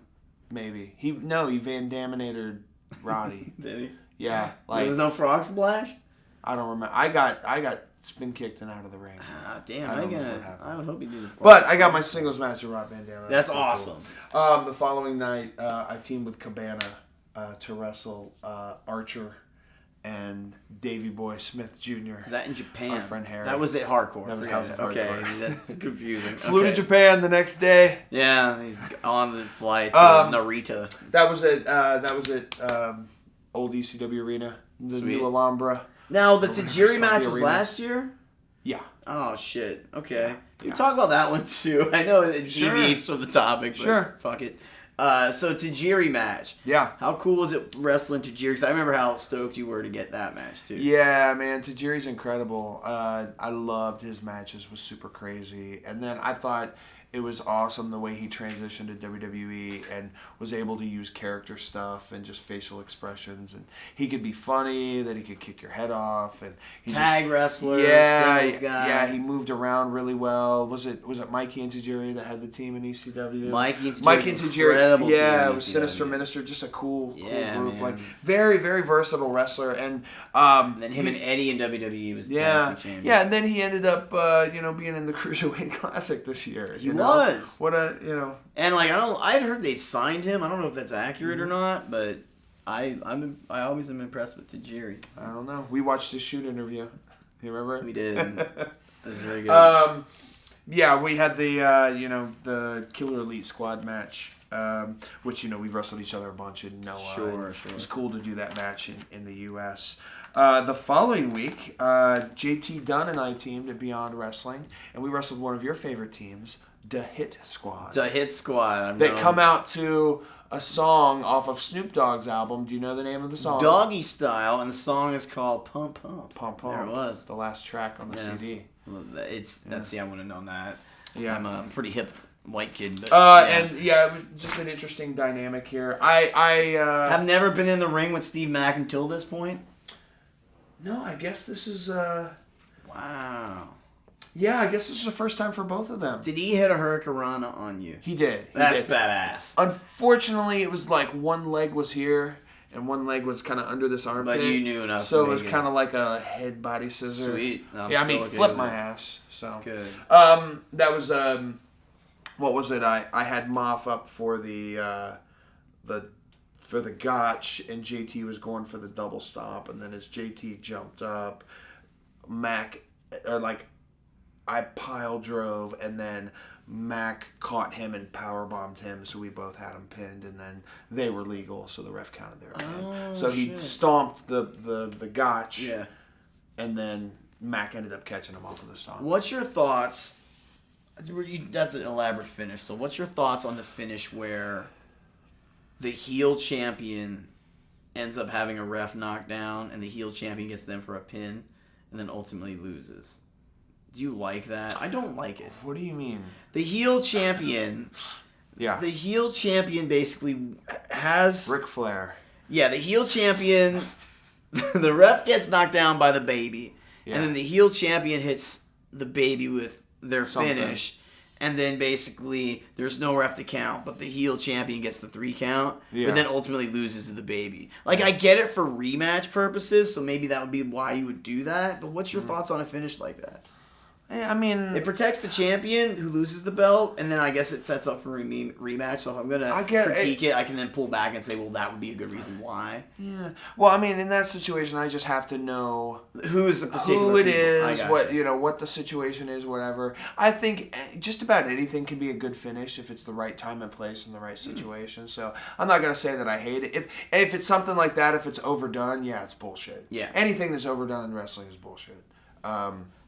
Especially like elbows and pile drivers and boots. Oh, and I'm the best in the world. But yeah, finishes like that, if they're done at the right time in the right situation, they're perfectly fine. You just have to not go back to the well a million times. Okay, so we got the little Hit Squad match. It appears that I had a week off going into April into May. And then, hey, guess what? We're back in the ring with Zack in Joppa, Maryland for Evolve. And this is the Tombstone match, Rob.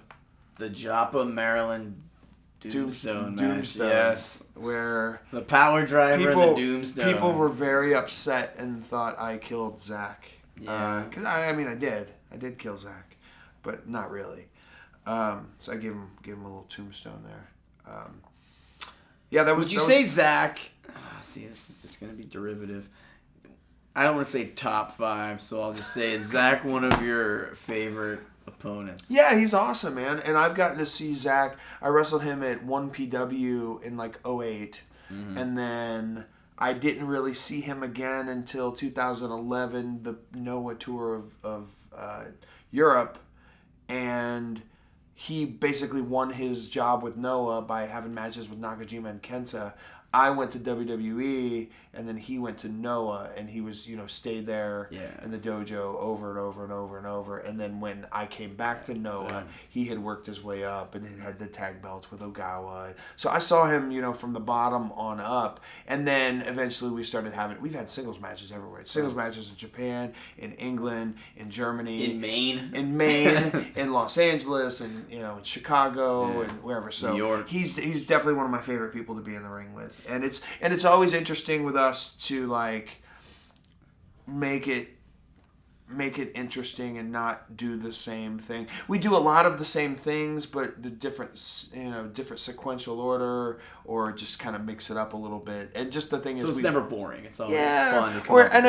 Not even that the fans would be bored, that we would be bored. That's what I'm saying. For you guys, it's always, even though you've wrestled each other, it's almost like Steamboat Flair, and you could just put a new turn on something. Just to keep it fresh. So this was a crazy weekend, because then I went from Maryland to Niagara Falls, Ontario to wrestle for House of Hardcore, and then I wrestled Cabana at House of Hardcore, which was a fun little thing. And then from Niagara Falls, I flew to Denver, Colorado, and I wrestled for Lucha Libre and Laughs. And I had a 3-way with Royce Isaacs, good young and up-and-comer. Royce, he's good.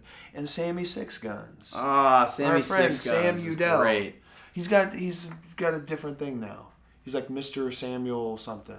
He changed his Instagram. He's got a. Wow. He's business. He's the one that got away from NXT. He's the one. He's awesome. Maybe people might not know, but Sam Udell was really good. Great amateur wrestler, and basically, my favorite thing about him is he's like trained and always around Pat Tanaka. Pat Tanaka, who's missing. Yeah. No, he's not. He's missing. Really? He just did a shoot interview, didn't he? They saw him on Friday. Yeah. And he's not been heard from as of this. This is like a boner Paul London, Brian Kendrick thing right here, unfortunately. But it's scary. But I'm gonna get to the bottom of this. All right, we got to, because as of now, I was upset because I watched Pat Tanaka's shoot interview literally 2 days ago, which is maybe weird, but I for the one from Smart Mark, and I thought, man, what a great guy Pat Tanaka seems to be, and a funny guy. Yeah. But then I saw that he's missing. So I literally saw an all points bulletin of someone literally APB one of those literally. You listened to the scanner? I was listening to the scanner. It was like an old lady in a small town. But now I sure enough I was worried because sounds like a euphemism. It is not a euphemism. Old lady in a small town. No, it's like taking grandma to Applebee's. Okay, so That's just the worst euphemism ever. I took grandma to Applebee's. Yes, confirmation. He is missing. Fuck. See, now I'm upset. But the next text says he does that a lot. Okay, well, let's hope this is one of those times, because I did see there was an APB, as we mentioned earlier. Just saying. So I'll give you a quick little one here. Basically, Sam went to Chad Run College, I believe, is where he was an amateur wrestler. He was recruited by Briscoe to come to WWE. Gerald Briscoe, that dude. Love and him. In the meantime, he was a wrestling fan, so he ended up going to some local companies out there in the Denver area, and that's how he ended up meeting Pat Tanaka. Pat Tanaka was out there doing seminars and stuff, and then him and his friend Andrew just ended up tagging along with Pat, and they'd all travel to shows together and this and that. So there's all these funny carny stories. They were like Pat Tanaka's young boy. Yeah, pretty much. That's nice. And I mean, Pat couldn't get any money from him because they didn't have any money. They were broke kids, but they got to spend time with him and learn stuff. Then he came to developmental, which is cool because not Pat Tanaka. That's my dream. But Sam came to developmental. Yes, we're gonna hire Steve Carino and Pat Tanaka. It's just cool when guys come in with not wrestling backgrounds but can understand the independent scene. Yes, just know that there's some value there. Yeah, Sam was great. He was such a personality too.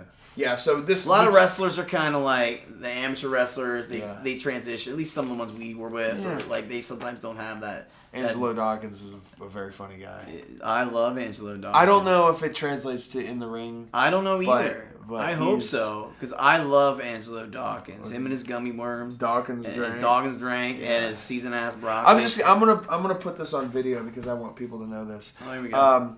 Gary, Angelo Dawkins, when he started in developmental, he would bring a gallon jug with him, right? So not only would it's not water. You'd think it'd be water, right? But it was Tang. But it wasn't just Tang. It was Tang mixed with orange Gatorade. Yeah. Then, to top it off, gummy worms were thrown into this gallon jug. So you got this orange jug with this shit at the bottom. And he would drink this. Yeah. And it was his Dawkins drink. And that's how he would get his energy. He got more usage out of gummy worms than anyone I really know. I love him. I love you, Angelo Dawkins. Who has the second most usage of gummy worms, Rob? What a great... My niece. He has gotten the most, the history of people using gummy worms. No, he would just take them downtown to Orlando and like hit on girls and be like, yo, you want gummy worm? And it would work. It was fascinating to me. I don't think I could pull that one off. Oh, it's good. The gummy worm. Yeah, gummy worm. Okay, next week, we got Friday the 13th. Oh, shit. Ooh, did you wrestle Jason the Terrible? No, that'd be pretty cool. I did wrestle Michael Elgin, though. There you go. At IWA Mid-South in Clarksville. Look at that, two IWA boys. First match with Melgin. That's what I call him. I call him Melgin. And I think it was the first time since my last Ring of Honor show before WWE. I wrestled him in Philly. I think that may be the first time I wrestled him since then. Yeah, because that was first singles match I had with him, definitely. What's about Elgin? Yeah. What a guy. Monster, brute. Rapid improvement from literally the early days, and it continues, and he's really found his niche in Japan. It's like I was telling Strickland about AR Fox, sometimes wrestlers just need to find their place and their home and their family. And I feel like basically AR Fox found his in Lucha Underground, and I feel like Michael Elgin just needed to get his ass to New Japan, and now that he's there and he's established, I think he could just pick a shot now, man. He has to get well first. He's ill at the moment. But yeah, it was really cool seeing a guy that just wants to go to Japan so badly with every fiber of his being, and then he finally gets the opportunity. And he kills it. Yeah, for sure. He's had some great matches over there. He held his own with pretty much everybody they have.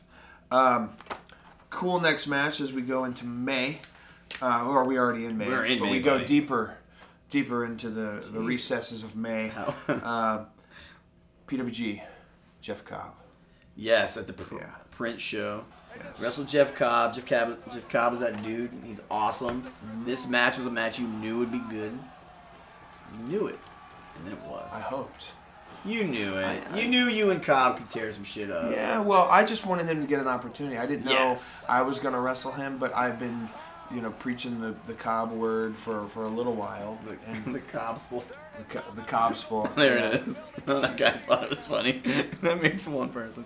So yeah, there it was. I think the world of him, and what a good guy. Yeah. Nice person. Was in the Olympics for Guam.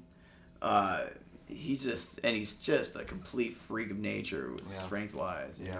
And athletic-wise, man. Oh, my God, yeah.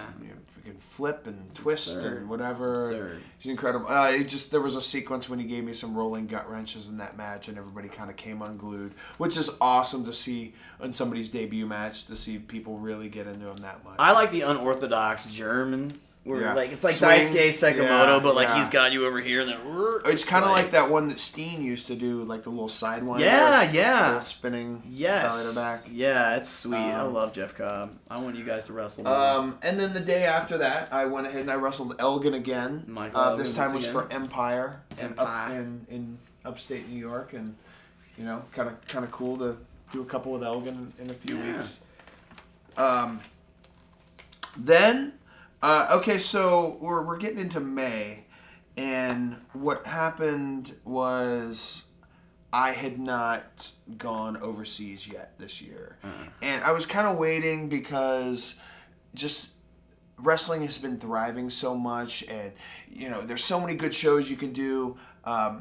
Merch is people want to support, so they're coming out and they're spending money, and it's just really good business. So when you go over to another country, usually it's like, okay, yeah, you do really good business and whatever, but then you have to think about the conversion rate, and you have to think about how long you're gone, and then sometimes it's like, well, financially, does it make sense to go over to Europe to do this to make pretty much the same or maybe even less than what I would do here without having to do all the travel and whatever. So sometimes you just have to pick and choose what you think is going to be best for you, or whether it's having fresh matches, or establishing yourself in a new area, or having matches with different opponents. So there's just a lot of things to factor in. So finally, I'd had some offers for quite some time about getting back over to England and doing a little bit more stuff, and then finally I started talking with people about a couple shows, and then the second I started one, another one came, and another one came, and another one came, and it's just funny how it happened, just so perfectly the way they all laid out. So this next is the first of many trips overseas for the year. I started in Scotland. I wrestled a guy by the name of Ian Ambrose, and it's a very family-friendly crowd, and just a nice little deal there. The following night, however, I made my debut for Progress, which was something else. Big deal. Man. It was really cool. I'd heard so much and I'd seen so much, and it was cool to finally go out there and see it. And my opponent was Mark Andrews. Just awesome guy. I think he's a little underrated because I think so underrated. I mean, yeah, he seems a little because he's small and a high flyer. I think people kind of just like, oh, he's just a little, he's just a little high flyer guy. But I think he's much more than that. He's much better than that. I told Strickland last night if Rob Naylor Championship Wrestling existed, top he's 5 guy. Top 5 guy. Yeah, I would he'd be one of the first 5 people I would hire. You're like fucking Booker T with your fave 5. He's sometimes I utilize 10 as well, but I'm just saying, but I think that Mark Andrews is such a good baby face. My fave 5. He's one of the best. Yeah. Yeah, he's fantastic. I just think he doesn't get enough. Yeah, he's great. He doesn't get, I think he skateboards. And he's in a band. Yeah. He just has a lot going on. Yeah. I think he's going to be a major star in the weeks and months and years to come. In the weeks. It's a Gorilla Monsoonism. Come on. Yeah. I'm thirsty as shit. Is there like a drink somewhere? I'm taking this to Beretta territory. No, I don't. You've got some spices. No, hey, thanks to Solo Darling for my Christmas gift here. We've got some Australian Gold. I'm not going to drink that. We have crushed red pepper. I guess I won't. Oh, you know what? Fuck it. We're going to do this. This is Advantage Carb Control. It's very lean. It says you get lean and toned, and we're going to try some of this. There's even a glass here, so we're going to make a nice time of this. But yeah, thank you, Chris, for your patience. What's the next bout? You tell me, Rob. Well, you know what? I think that the list may have been turned off on my phone. No. Okay, so what are we just talking about? We're talking about Mark Andrews at Progress. Yes. And how much you enjoyed that match. And you don't remember? Of course I remember that match. Okay. No, but you don't remember what came next. I was in the tournament for Progress. Oh, Tommy End then. Yeah. Well, Walter, then Tommy End. But, yes. Yeah, Big Daddy Walter came second, and Tommy End was the Yes, fine. because I defeated... No, Tommy was... God damn it. Okay. So, Yes. I wrestled Mark Andrews. I defeated Mark Andrews. I advanced and I wrestled Walter, which is cool because Walter's a guy I've known since he was really young and, worked his way up. And he's really come a long way. And he's just really...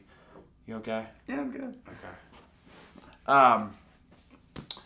Yeah, Walter has just developed a lot. He's, kind of...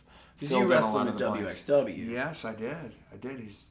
he was a young Austrian kid coming to the shows and, just getting on when he was first starting.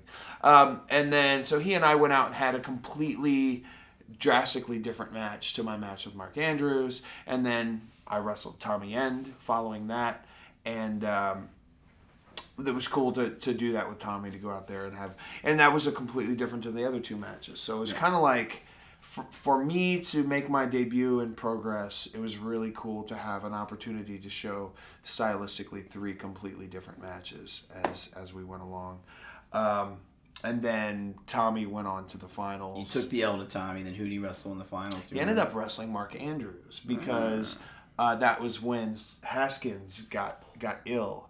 So Haskins was pulled out of the tournament, and then they had a play-in...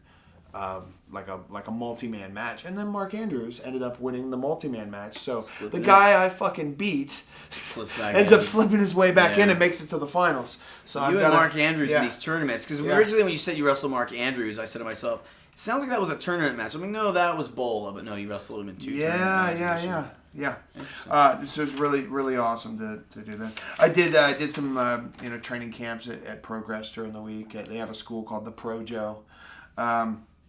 So then that following weekend, I had 2 completely different matches. I wrestled in the Shortcut to the Top, which is a Royal Rumble match for WXW, where the winner basically gets the Money in the Bank. That's kind of how this is set up. So it's a combination of the 2. And the cool thing about this, I was a complete surprise. I wasn't announced. I wasn't anything. So it's one of those like Royal Rumble things. Yeah. Oh, and who's out? Oh, it's me. Holy shit. So that was cool. Great reaction. Awesome. But I had to get to the venue at 9 a.m. and hang out there for like 7 hours before I got to wrestle. Oh, that was a pain in the ass. And you didn't have to, you surprised. Yeah, okay. So I'm just hanging out. I don't know why they just didn't let me go somewhere and sleep and stay, but whatever. Then I went back to the UK to have a very awesome match to me. I'm not talking about necessarily my performance in the match, but what I mean by awesome is that I'm teaming with James Mason, who was one of the first real authentic British wrestlers I got to see. And then we wrestled Doug Williams and Johnny Kidd. Nice. And Johnny Kidd's last tag team match ever. So it certainly was. Yeah, Johnny Kidd is just incredible. Just a nice guy. Great technique. He's always been a part-time wrestler, so his body's held up really well. He still moves around incredibly well, and you hit up YouTube, you can watch a lot of his awesome matches. It was really cool. I'd spent a lot of time around him in various shows throughout the years, but just to actually was that wrestle him. Match filmed? Cool. Yeah. Good. IPW UK. Do you have it?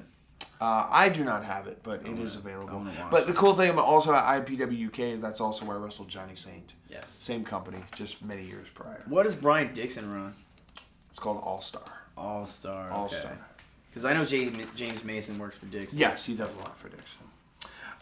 So now we go back to Ybor City, where I wrestled Timothy Thatcher at the Orpheum. And then it's crazy because I fly back to the States for one show, and then I fly right on back over to the UK to wrestle for Rev Pro. Jesus Christmas. So I made my debut for Rev Pro against a guy named Josh Bodum and York Hall. That was Kurt Angle against Zack Saber Jr. Okay, so to see Kurt's entrance live and just the energy of the crowd, that venue is awesome. It was my first experience with Rev Pro. Just to see Kurt Angle in a match where Teddy Hart wasn't being an idiot at ringside. Oh, man. Is that a thing? Yeah, and actually, Kurt and I had locker rooms right next to each other, so we actually spent a little bit of time talking. It was really cool. He sat and watched the whole show, and had anybody that would listen, he'd chat to them about their matches. It was really cool having him around. Good deal. It was awesome. Right. So back over to the UK for just one show. Then we bring it back, and then now I'm going to wrestle another luchador, and that is for AAW. That is wrestling Drago. Which I recently watched. Loved it. Yeah, man. He's the least talked about of the all of them. Yeah. Like just, is it Phoenix or Phoenix? Phoenix.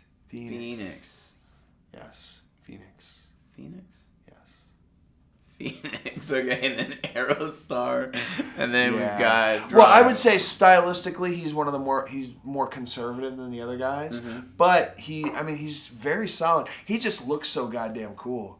I mean, he looks like a goddamn real life dragon. Goddamn. Look at you with the double GDs there, buddy. Yeah, Shit, you sound like me right now. Real life dragon. Real goddamn dragon. Yeah. Remember, so Ricky Steamboat had the dragon helmet, but like, wasn't there a guy in the Dragon Master, I believe, in Dragon Master? Do you know who the Dragon Master was? I thought it was Kendo Nagasaki. It is Kendo Nagasaki. Okay, I was correct. It is. But there's... The Kendo Nagasaki thing is like, there was a guy in the UK named Kendo Nagasaki, but he was not Japanese. Then somebody in the U.S. territories Florida heard of Kendo Nagasaki, so they took the guy we know as Kendo Nagasaki and then gave him that gimmick name. Kendo Nagasaki was like, I don't want to say discount Kabuki, but he kind of was, because basically when Kabuki would leave the territory, Kabuki was a hell of a draw. Yeah. So then when they needed someone to have that sneaky, how dare I say Japanese, but that was the thought at the time. Well, yeah, I mean, he just had the he had the kendo mask, and he had the kendo His paint stick. was the shit. Yeah. His paint wasn't as cool as Oh, you know what? I thought paint. it was okay. It was around the eyes. It was kind of like eyes. Fuji, when Fuji teamed with Powers of the Pain. It was. Like Powers of the Pain. Power of Pain. Yeah. So anyway, Drago just looks so damn cool. He Yeah, looks awesome. and he's such a smaller guy than you, so it's fun to like wrestle like between Gresh and him and Phoenix. Yeah. And you've never had one-on-one with Aerostar as of yet, have you? Never had any on one. Nothing. Yeah. All right, sweet. Nothing with him. So then that's another trip where I flew right back to England for a show. I went to Progress and I wrestled Marty Scurll. And that was set up at Strong Style after I had lost to Tommy End. I was making my way to the back. He did commentary. He said some very disparaging things on commentary, even at one point referring to me as a basketball loser, which I don't even know what that means. He just called me, what is he? He's some kind of basketball loser? I think he said you're a basketball loser, actually. I'd assume that would have been the case with him. And did you talk schmack on his chicken wing? Schmack. You did. His chicken wing. Yeah, his chicken wing. He's the king of the chicken wing. Yeah, but Bob Backlund signed over the rights. He did, so let's face it, he's not going to get a better so we wrestled in Manchester, which is a completely, completely different from the venue that I was at before. So it was a different crowd, but it was still really, really cool match. Mm-hmm.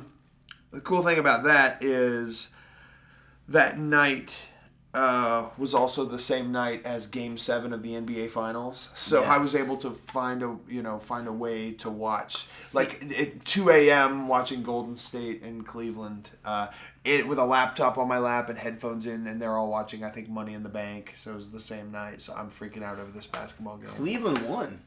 Yes, they did. I didn't know this, so there's a documentary on ESPN. Yeah. It's so good. And called basically, Believe Land. Believe Land is so much better when you don't follow basketball and you see that Cleveland actually won. Like, that was me. Because I thought for sure Golden State defeated Cleveland.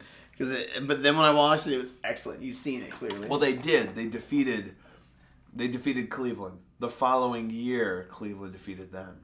2 years in a row. Yeah, but on the documentary, it was the following year that they showed. Yeah, but I think they probably discussed both. Yeah. I would presume. They wouldn't just they omit just an entire season. They delved very far into the loser city that is Cleveland, Ohio. It was unbelievable. So, interesting thing about the documentary, Rob, is sir. that it was made before they won. And it aired before they won. So they added an addendum to the original documentary now that Cleveland won. Wow. Yeah, I mean, it's one of the same kid and the dad and everything. Wow. Yeah.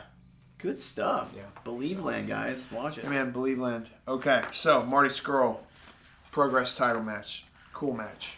That's that. I did like a special shirt for that hero versus villain. Yes. It's kind of. Oh, here's a funny hero versus villain. That's thing. what we should have done instead of fucking assorted spices. We should have had every T-shirt you made this year, because there had to be at least 16. There's a lot. So this is just.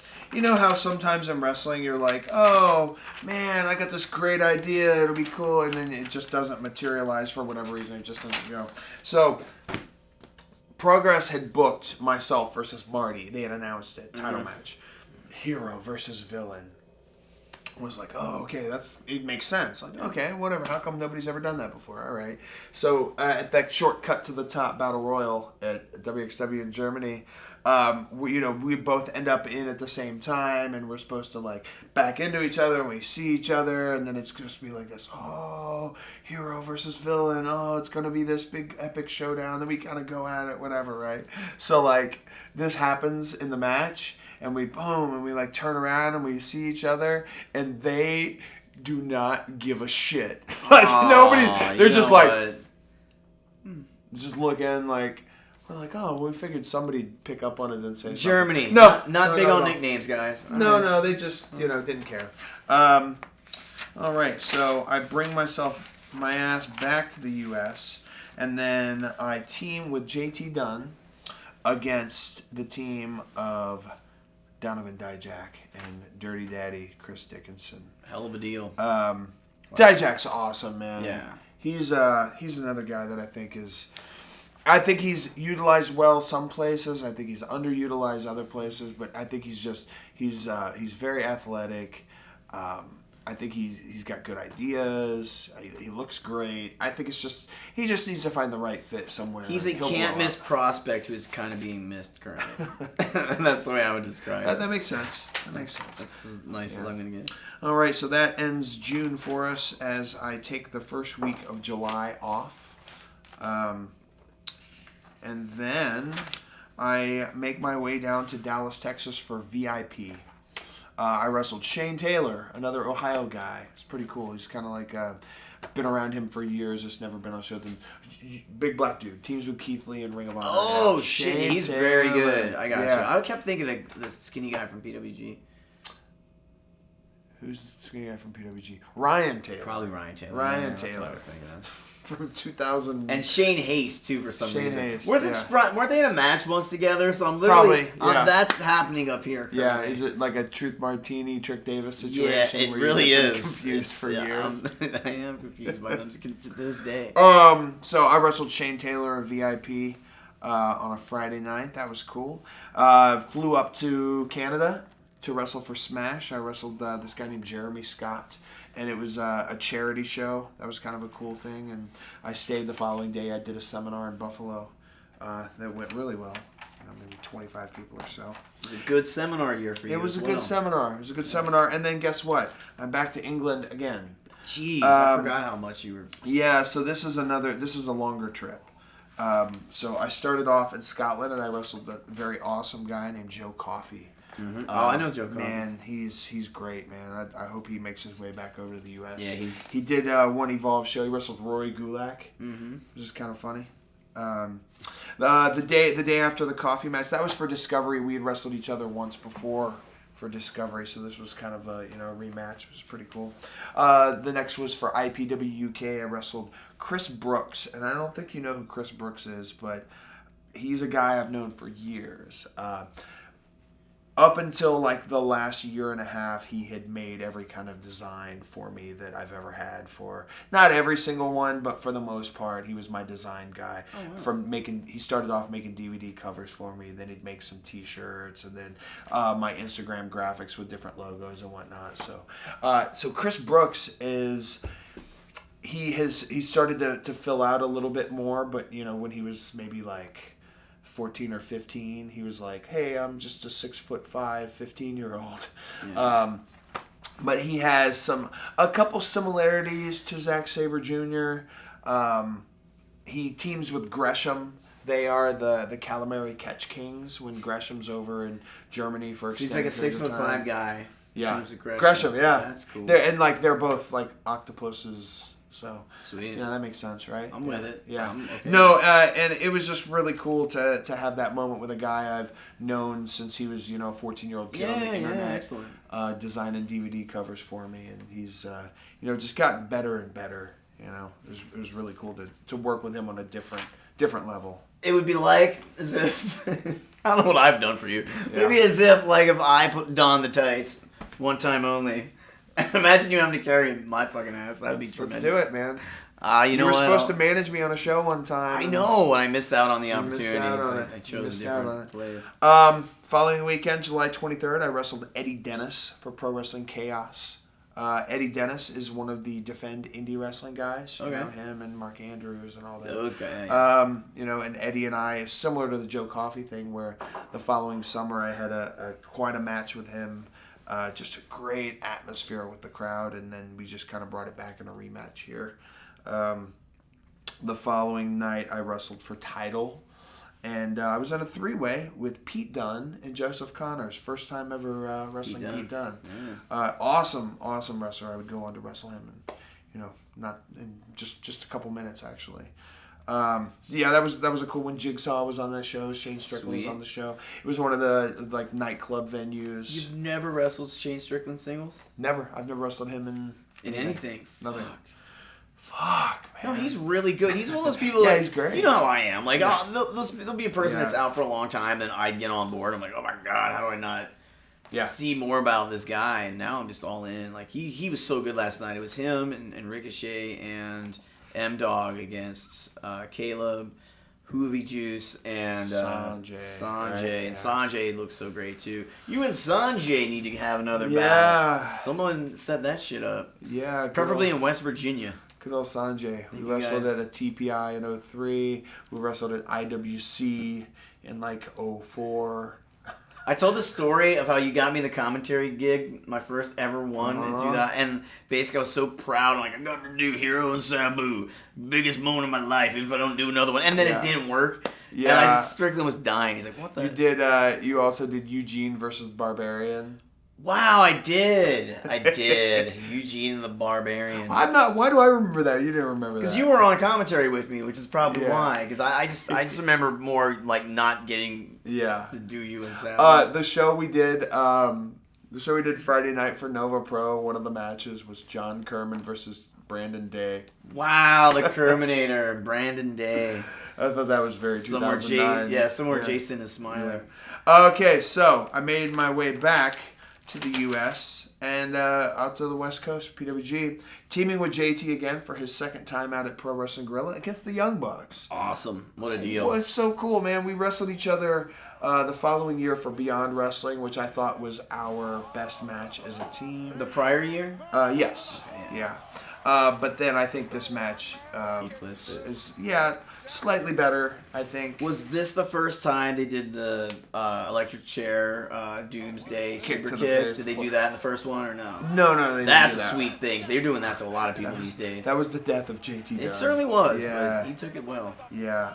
No, a lot of fun stuff in that match. And again, how much do you love working the Young Bucks? The 10-man must have been the year prior in December or something, because you had a really good PWG match that I remember you liked. Yeah. But talk about the Bucks. You don't wrestle them anywhere near as much as people would think, given you guys are on a lot of the same shows. I could be wrong, but I think 3 times, 4 times, total. I think it's 4 times. 2 Claudios, 1 JT, and then the 10-man. No, 2 JTs. So 5 times. 5 times.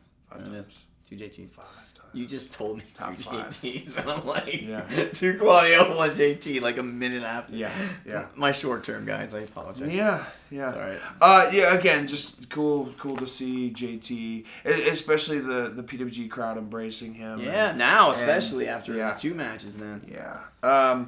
Then I made my way to Beyond Wrestling for an intergender match, my first one in quite some time. Yeah. Against Kimberly.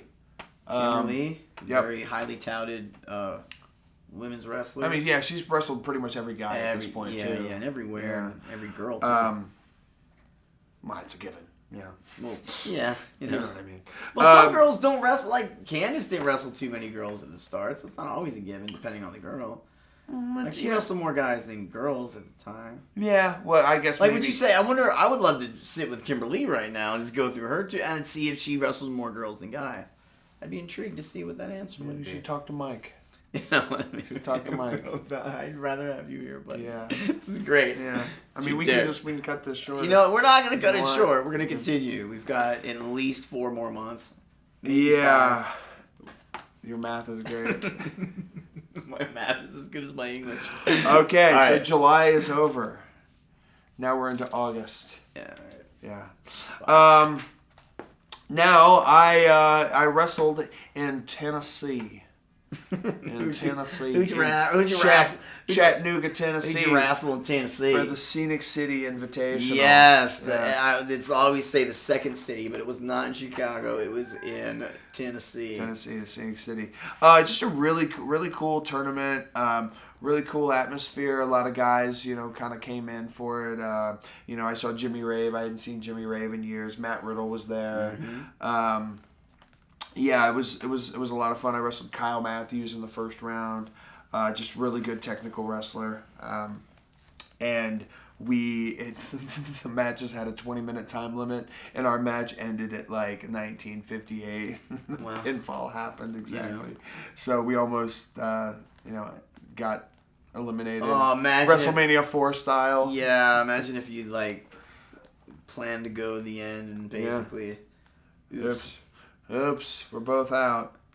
Somebody's getting a bye. Right? That was always the heel DiBiase would end up getting a bye. That's another thing. I don't want a good guy ever to get a bye. Yeah. What's the point of a good guy getting a bye? Yeah. Good guys don't get buys. Bad guys get buys. Maybe it's a good guy that got injured in his first match, so he's hurt. So you're like, good, I'm glad he's... Bill Watts is like, God damn it, we got to make some sense out of this situation. Dr. Death hurt his ankle. The man's going to get into the second round. Fuck all y'all. I don't think he would say the last sentence. He would say, let's hook him up, and then maybe something potentially That's racist. Quite a Bill Watts impression you have. I think it's great. Yeah. Right. I wrestled Chip Day the following day. Chip Day's great. Yeah, Chip Day's he's more of a slugger. Like I said, Kyle was a technician, really good on the mat, and Chip Day. Then I found myself in a 4-way. One of many for the year. Whatever. Jimmy Rave, Anthony Henry, Gunnar Miller. That Gunnar Miller is Gunnar from TNA. No, correct? He's not. All right. No. Last year when I was here... That Gunnar, I believe, was Shatter. I believe his name Phil is Shatter. Yeah. Yes. Last year when I was here in this wonderful place in Winston-Salem, TNA Gunnar was here. And I just remember being very impressed with him. And then, I asked someone, whatever happened to Gunnar? And then basically they told me. So when you just brought the name up, I assumed that maybe the answer to whatever happened to Gunnar was he adopted a last name. Yeah. And I thought that might have been him. No, Gunnar was at the PWX show where I wrestled Cedric, though. Sweet. Okay. So basically Gunnar... This is Gunnar. He was Miller. Yeah, he was. I think he played football for Tennessee Chattanooga, perhaps. Right. Had a big, had a bunch of his former teammates there. Oh, that's cool. Yeah. Which is so. It's like the Scenic City version of Mojo. Yeah. So Gunnar beat me, and then he had all his football buddies in the ring with him or whatever, right? And oh no. So I just shoved him out of the way and pushed him, and they're getting ready to jack me up, to hook me up, if you will. Hook 'em up. But no, that was a fun one, and it's good to wrestle Jimmy Rave. And there's a lot of fanfare over Anthony Henry. Yeah. He's he reminds me of Davey Richards. A lot of kicks, no, you don't think so? I don't see Davey. Eddie Edwards, Davey Richards, Anthony Henry. There's a lot of kicks and strikes, and he's smooth as hell. I got you. Yeah. He's he's finally getting out and doing some stuff. I think he'll get his own thing. The following day, I drove down to Atlanta on my way back to Orlando. AWE? Team with JT Dunn. AWE, a nice up-and-coming company. Yeah, against Chip Day and Murder One. Murder One. Wow. Who'd have thought I'd ever wrestle Last Murder one One? passed. They are the Kraken. That building was too hot. It was way too hot. Well, it was August in the summertime in Atlanta. But there was no air. There were a couple fans, but it was just very, very sweaty. So you're saying it was sparsely attended? Oh, a couple fans. I'm sorry. Okay. No. I'm gonna Again, the camera guy's loving this shit. Here's a funny one. All right. I think it's funny. Old IWA Mid-South, some of our shows had 20 or 30 people, you know, whatever. Yeah. You're running twice a week, you know, you're going to have some good shows. You're going to have some not so... You'll have some sparsely attended shows, there you go. say. And then at that time, there were a lot of the hardcore matches, and, you know, Ian would have, you know, barbed wire tables, but one of the staples was like, oh, let's just do a fans bring the weapons and make the fans come up with stuff. And then, like, Mitch Page, one time in the locker room was just like, Ian... You keep having all these goddamn fans bring the weapons match. You need to have some fans bring the other fans matches. So, I always thought that'd be funny. Like, fans bring more fans matches. You're going to say the weapons bring the fans. That's so good. I love Mitch Page. What a great line. Yeah. God, how many of those? If you were to write like a book Yeah. of all the one-liners in that IWA territory. Okay, I'll do another one. Please do it. I'll put it on wax. Oh my God. Brought in Too Cold Scorpio to IWA Mid-South. This is the very first time. So this is 2001. This is when he kicked my head off, knocked me out. So Scorpio, sometimes Mitch's ribs are like multi-layered and like long game. Like he won't just and rib you. He'll like work it throughout the course of a night. So he sees Scorpio. He's like, hey man, brother, good to see you. You look good, man. I haven't seen you in a while. Like, you're looking good, man, whatever. And then Scorpio's like, oh, cool, man, thanks. I appreciate that, right? You know, walks past him a couple more times, and Scorpio's kind of getting in his gear, and then he's, yeah, man, brother, looking good. Yeah, okay, and then Scorpio's like, man, it's kind of weird, but, you know, I appreciate compliments, right? So then he sits down with him a little bit later. I think after his match, he's sweaty, he's sitting there in his gear, and he's like, "Man, I gotta ask, man. You know, I've seen you work for a long time, man." And he's like, "When did you change your gimmick?" And he's like, "Which gimmick you talking about?" He's like, "Oh man, you know what I'm talking about." He's like, "No, which gimmick are you talking about?" He's like, "Man, last time I seen you, man, you had that paint on you with the stars and the moon." Oh no! Oh no! What the? And Scorpio got crazy eyes and got up and was like, and then like somebody gave him the Iggy and he was like, "Man, you fucking with me, man." You know, so the stars and the moon. When you do that gimmick, man? I didn't know if that one was going to deliver. It certainly did. Yeah, that's great. That's a good one. Okay, AWE JT Dunn against Chip Day and Murder One. There you go. Guess what? I'm going back to England. Hey, go back to England. Then I wrestle Marty, Party Marty, as he once was known, at Rev Pro again at York Hall, which is the infamous Vader against Ospreay and Ricochet and whatever. This is the fucking tour where they lost my bags, and like an idiot, So when I fly Delta, I can have 2 bags checked for free. So I thought, you know what, whatever. I'll just check them both. It shouldn't be a problem. But what happened was I was supposed to fly from Orlando up to like JFK, then JFK to Heathrow, right? Well, my flight kept getting delayed and delayed and delayed. So rather than just risk missing the show or getting to the show late, I went ahead and got on the phone. I talked to some people. I got switched to a Virgin flight out of Orlando going directly to Gatwick. And I was like, oh, that'll make up the time that I'm missing. I'll just switch it over. I switched my itinerary over. I got on the Virgin flight, flew straight to Gatwick. But guess what? My bags went to JFK. So both of my bags got lost. So... no merch, no gear, whatever. No change of clothes. I have like maybe one change of clothes. I'm like, oh, whatever. It just sucks, and you're trying to call, and it's just a real hassle. Anyway, so I'm trying to figure out what I'm gonna wear for the match. So if you look at me, I'm just wearing black boots, black knee pads. I'm kind of weird black trunks. So basically, I wore boots from Big Damo. and he wears like probably like a size 15. Mm-hmm. I wear 13, so I've got these big floppy boots on. I have socks that belong to Marty Scurll. I had Josh Bodum. I wore his knee pads. I had undertrunks that belonged to Jay White, New Japan Jay White. Oh. I also had his wrist tape. Ryan Smile gave me his knee pads that fit me as elbow pads. And then Pete Dunne let me wear one of his singlets with the strap down. So I wrestled that match wearing gear from 7 different people. Wow. Match went really well, but it was just awkward. Was it all the same color though? Yeah, I mean it was just all black stuff. Gotcha. Yeah. Would you like a checkered boot? I could see Sammy Callahan literally wearing everybody else's shit and then doing other moves. Yeah. But no, that's cool. No, it's just all black. That's good. That's good. That's resourceful. So I'm like, all right, match went really well. I had some more Marty Hero shirts made for that, so they actually had them sent to the building. So I did sell some merch. Well, that's good. The next day, I'm doing Southside. I'm trying to get a hold of my stuff. I can't get my stuff. It's not working. So then I wrestled Pete Dunne. I just wrestled Dunne a couple weeks prior. So in this match, I give Pete Dunne a pile driver, and it's the one where I deadlift you off the ground.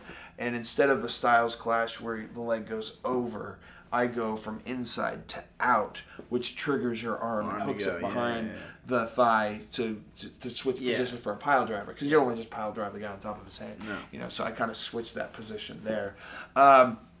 However, when I had him, he was pretty low, and I don't know if it was just instinct took over or whatever. But as I jumped up for the pile driver, he sat up and tucked. So as I went to pile drive like you normally would, he landed his back on me like a power bomb. So I basically gave him a shitty lung blower power bomb onto my knees, which really hurt my knee. Really, really hurt my knee. And I was trying to figure out how serious it was. I wrestled, in a couple more minutes. I ended up tweaking this knee too in the same match and in the same kind of thing. I got thrown on a thing and clanged on my knee. I'm like, what is going on?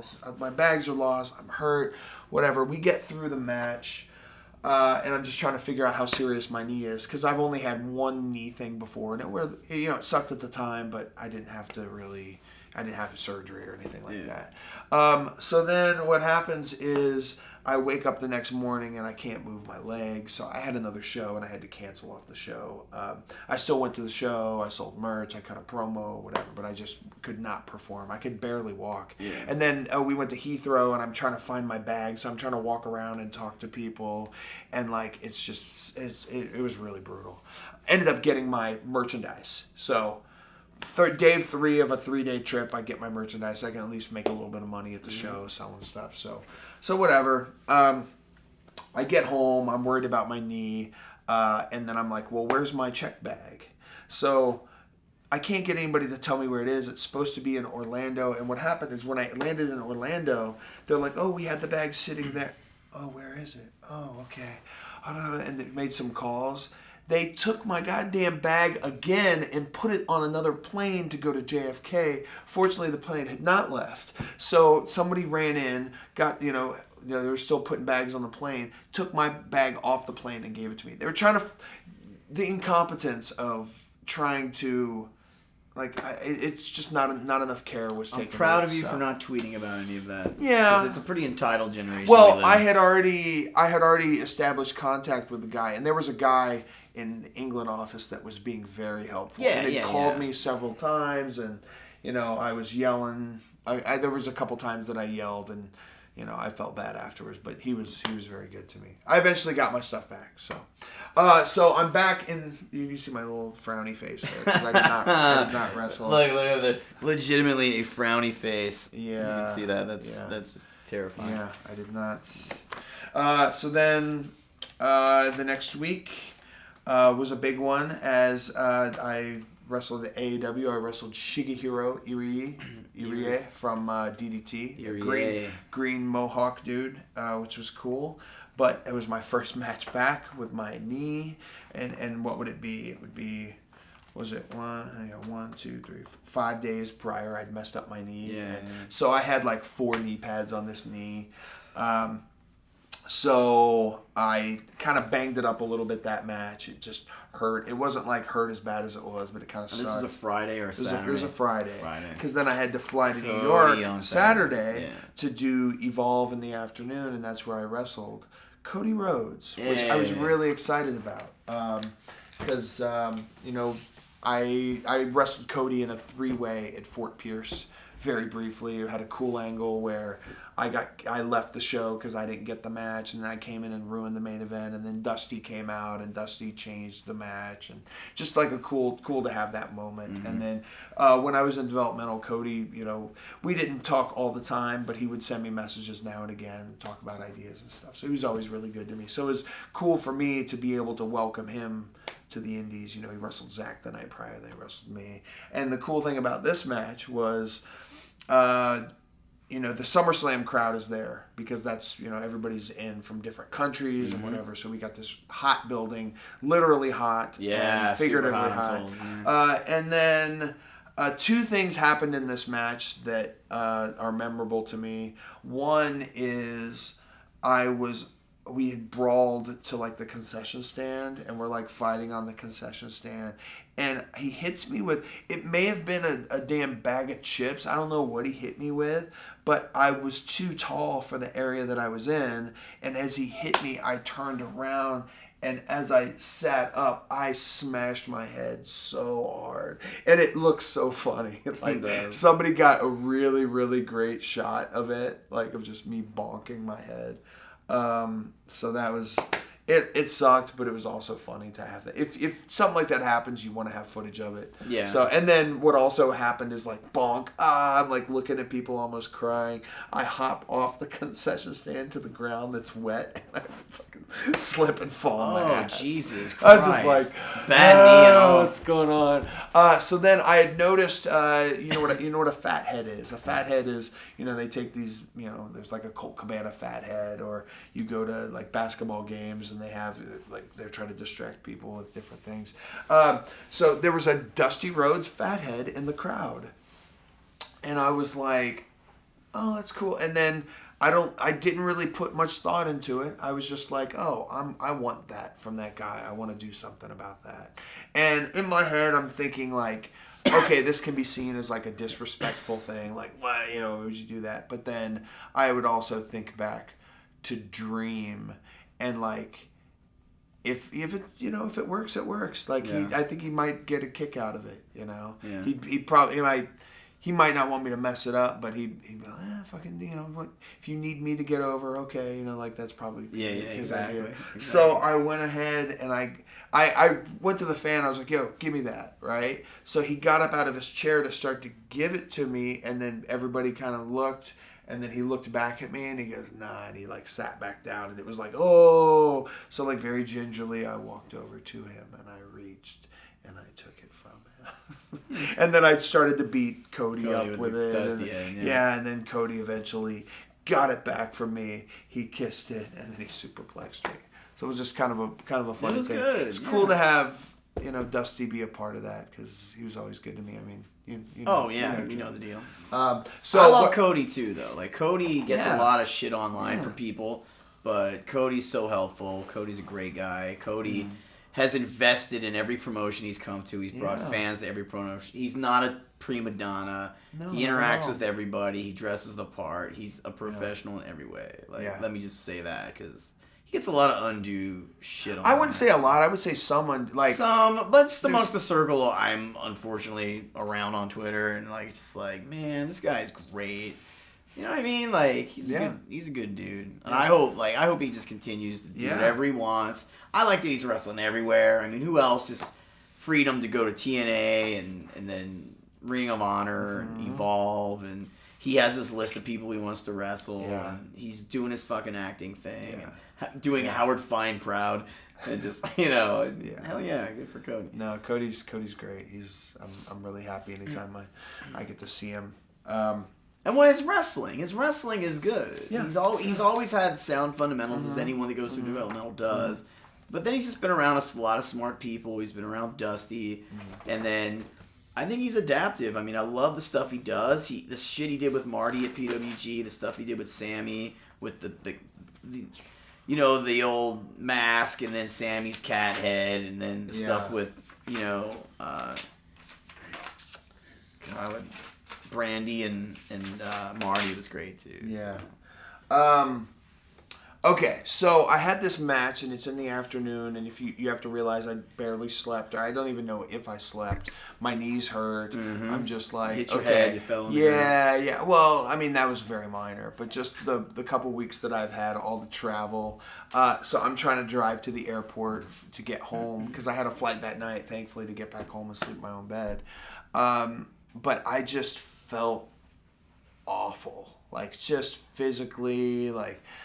You know, mentally worried about my knee and just like, oh man, is it gonna get better? Because it feels really bad right now, and I need, you know, so I had to cancel my shows this following weekend, which I hate, and I almost never ever do. Like only a handful of times in my career have I ever had to cancel shows. So I canceled an entire weekend. I had AIW. Where I was supposed to wrestle Lewis Linden. I had Blitzkrieg, where I was supposed to wrestle Flex Rumble Crunch. There you go. Yeah. And then I was supposed to wrestle David Starr at Beyond. Yeah. So I would, you know, it sucked. And you felt bad. I remember you called me actually before, Yeah. and you explained it to me, and you explained, man, I think I had to do this. And I was like, yeah, you know. well, it's really hard to take yourself out of it because every weekend feels so important and so like you know, you got, you know, and you make the commitments and you do this for so long, you don't want to disappoint. At the same time, you have to heal your body too, or else you're just gonna fortunately for everybody, nobody lost money on a flight because I'd booked my travel. Look at that. See, they win. So okay, so I had to cancel because what? There's X's on these ones. X's, just for the... I had to cancel because I had a very big week coming up. That was September 1st, 2nd, 3rd, and 4th between AAW and PWG. The first was AAW against Drew Galloway. And the cool thing about that show, that was kind of like a Mystery Vortex type show where they had people announced but no matches. Yes. And then matches kept coming. So I wrestled Galloway. And I've never really talked about this, but we were on the floor in this match and Galloway booted me. But because of where we positioned me, the way we were positioned and how tight it was, he wasn't able to boot me with the way he normally would. So he booted me with his off foot. You know what I mean? Yeah. And like, his feet are huge. He's massively strong. He put his boot through my sternum, and like I still have like a divot here, where it's like for a couple of days because it was swollen, and I'm like, am I missing something? Where does it hurt when you touch it? Yeah, it's still sore now. I mean, it's not very sore. But like I can go, oh God, there it is. You know what I mean? Like I feel where my pec goes, and it's like your sternum going into your ribs. I had a guy look at it because I'm just like, is it just me or am I missing? Like what happened here? You know, it's just like a concave. I'm like, it's now concave. Maybe you'll remember this. I'm like fucking Battle Damage He-Man, where you hit him in the chest once and it rotates through and there's a big slash through his chest. I do recall Battle. Remember that? Remember, there we go. What was the other Ram Man? Dude, Stinkor. I love it. You're totally Ram Man because Ram Man was like. But he was jacked though. He was. He had a lot more of these. Ram Man drank way more of these than I did. Yeah, Jesus Ram Man. Christ. How many other He-Man guys can you name? Okay. Stinkor? Yeah, we got Stinkor.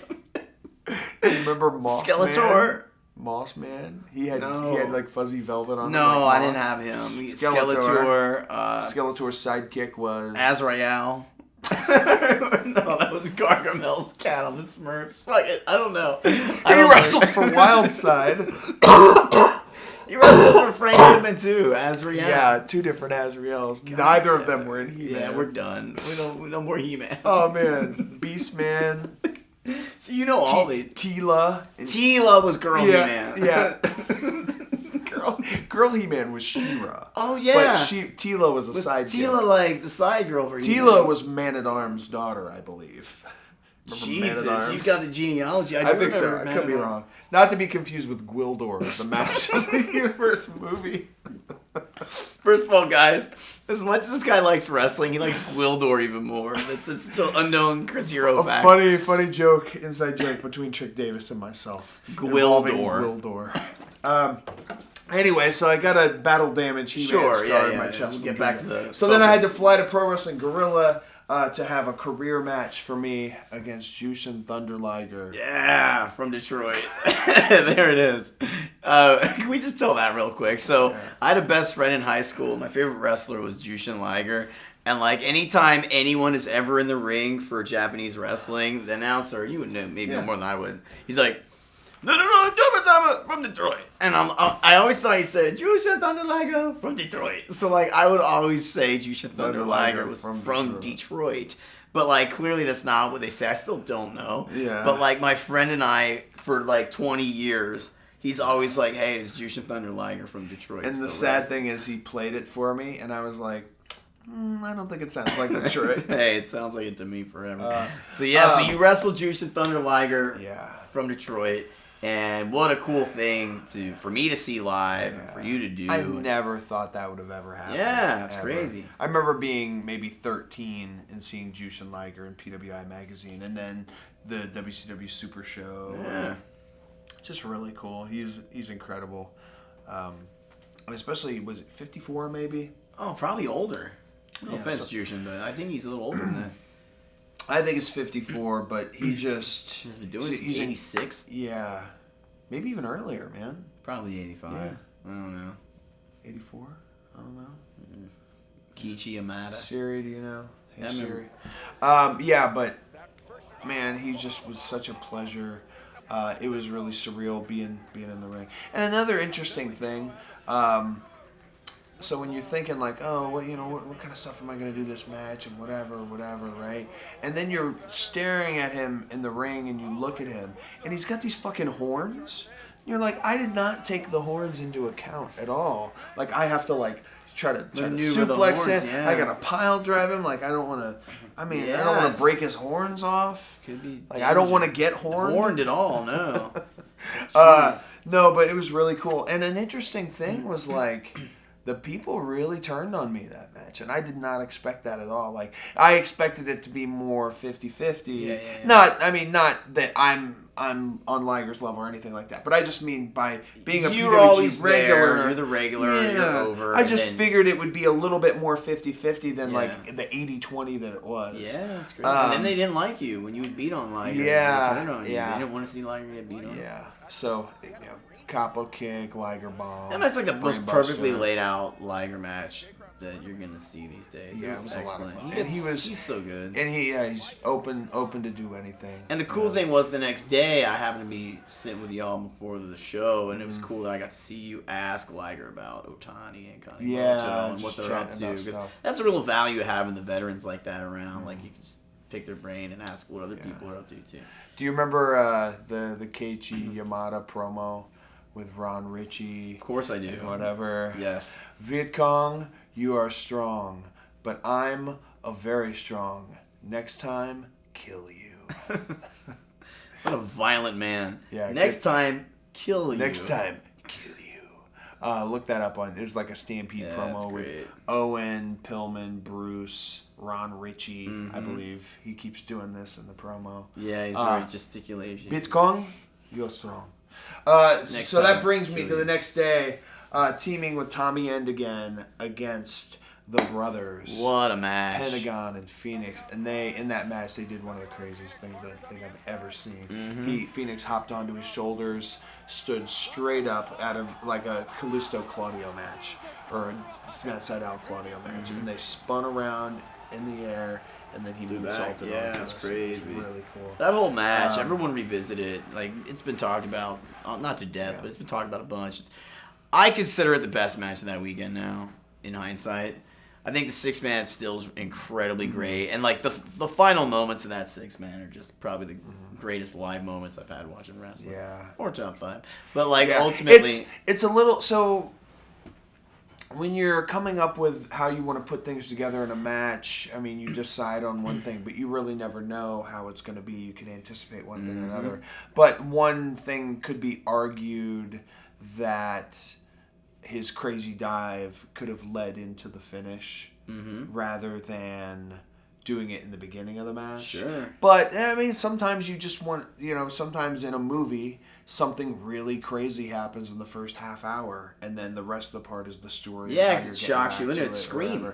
Yeah. The guy with the Scream mask. Yeah, Scream mask. Yeah, murdered that girl, and then Drew Barrymore, I think. Wow. From that, I saw that movie at least. That's wild. So anyway, and then you were conditioned anyone could get murdered because Drew Barrymore was like a big star. Yeah. And maybe it wasn't Drew fucking. It was somebody big star. Was it Rose McGowan? It was not Rose McGowan. I think it was Drew Barrymore. She gets killed, and then once she gets killed. Spoiler for those who haven't seen the movie. Scream. Yeah, if you're somewhere stuck in '97. A disappointing thing in this match is we do a combination, flip over the ropes, kick, knee, kick, whatever, and I come with a senton, and because he's what's the way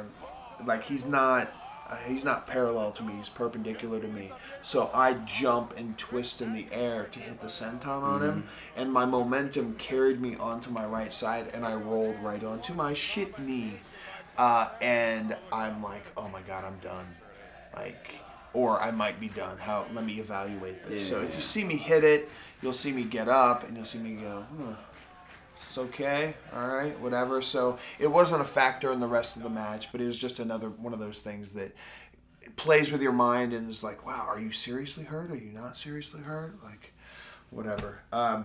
Following day, I wrestled Mark Andrews again, which was cool to be able to kind of rekindle what we had at Progress and kind of bring it to PWG. But if we've talked about this before, and when I'm in tournaments and when I have these different feuds with people, I like to do something different in a lot of the matches. Yeah. So I just murdered this poor kid. This is another in that top one, bunch. Is this top 5? It is. I really like this match because it's basically completely not laid out. It's so different than most matches. You just beat the shit out of him. He gets a good thing in. He beats you, and then you murder fuck him afterwards with the top rope pile driver. The top rope pile driver. What a word to describe that. You just fuck his day up. 17 ways to fucking sideways. It's unfucking real. And then he drops on his head. Yeah. He's dead. And okay, so let me get your opinion on this. People are just it's one of those situations where fans feel comfortable with you, so they're always like, hey man, that was a sick heel turn, whatever. Oh, no. Which is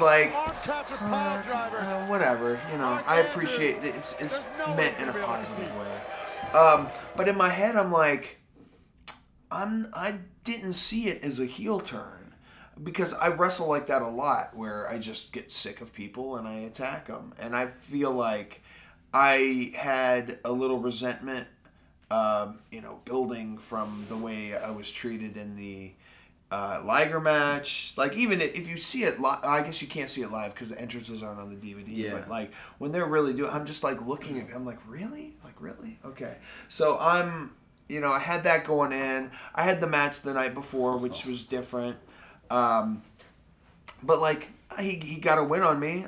I'm pissed off. You know, everybody loses their temper. It's just sometimes you pile drive people and you lose your temper. So I didn't necessarily see that as in me turning heel in PWG. It was just it was a moment. I think the night 1 and the night 3 in conjunction with one another, it just seemed like it one led to the next, then the next. Yeah. Sure. It's kind of like falling down. Michael Douglas isn't a heel. He's just a guy he's been pushed too far. They didn't give him the fucking whammy burger. He just wanted fucking breakfast, and then it was after 10:30, or before 10:30. Or after 10:30 it would be. But basically, Michael Douglas just lost it. You just had your Michael Douglas moment. He killed people, right? Did he? Well, you know what? He killed people? Maybe he was a heel. I don't know. I have to revisit the theatrical release. But I'm just saying that I think that it was a kind of like that. You kind of just snapped. Yeah. There we go. Okay, we're getting a little close here. Then I had another crazy week. Tattered knee intact. Thursday, September 8th, I wrestled for VIP. I wrestled Cody Rhodes again, outside of Dallas and Arlington. It was a fun match. I went to New Jersey the following day and wrestled for former Ring of Honor manager Sly Stetson. Yes. And I wrestled out of Michigan. I wrestled Jake something. And I'm not blanking on his name. His name really is See, Jake when I was something. looking at that thing, I was basically like, okay, he's got the date down, he's got the promotion, and then it says versus Jake something. I'm like, aw, he doesn't know his last name. Yeah. His name is Jake something. Yeah. He actually does have another name that he uses occasionally, but Jake something. Gotcha. And then drove to Cleveland. Yeah. To Gund Arena. Is it still Gund Arena?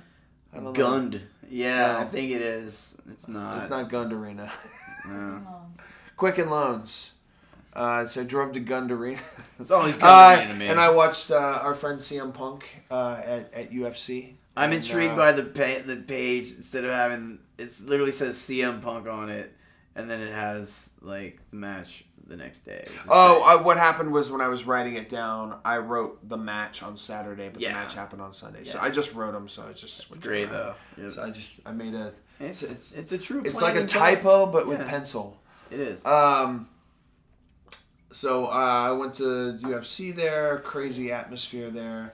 The following day, back at La Boom, teaming with Galloway in Gargano's farewell match, teaming with Cody Rhodes. Another really cool atmosphere there. I love wrestling at La Boom. It's great. It's the best. The lighting, the setup, it just looks really cool. It has a different vibe to it than any other Evolve shows. So that was a crazy 4 days there. Back at AAW, Wrestling Phoenix. Wrestling Phoenix. Of course. And okay. There we go. I got you. And he's awesome, man. And I think he's been really successful and he's working a lot of places. But I think he's gonna spend more time. He's got another UK. He's injured right now, but he's gonna go back over to the UK. He's got more stuff in the States, and I would imagine he's gonna spend a lot of the year next year in the US.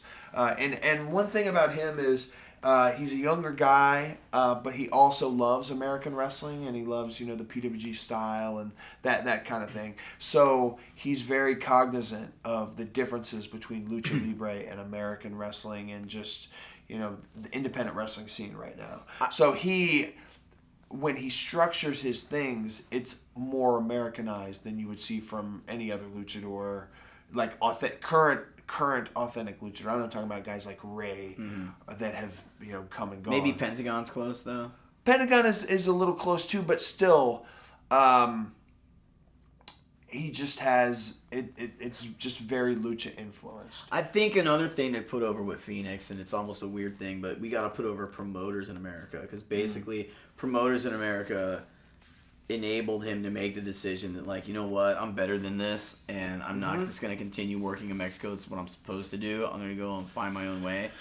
And, like, it's not like WWE called. It's like promoters in this country are treating him well. They're giving him matches that he's enjoying, and he's making the change. And I think that's a really bold move, and I think it's a ballsy move, and I think it's a cool move. Like, I think...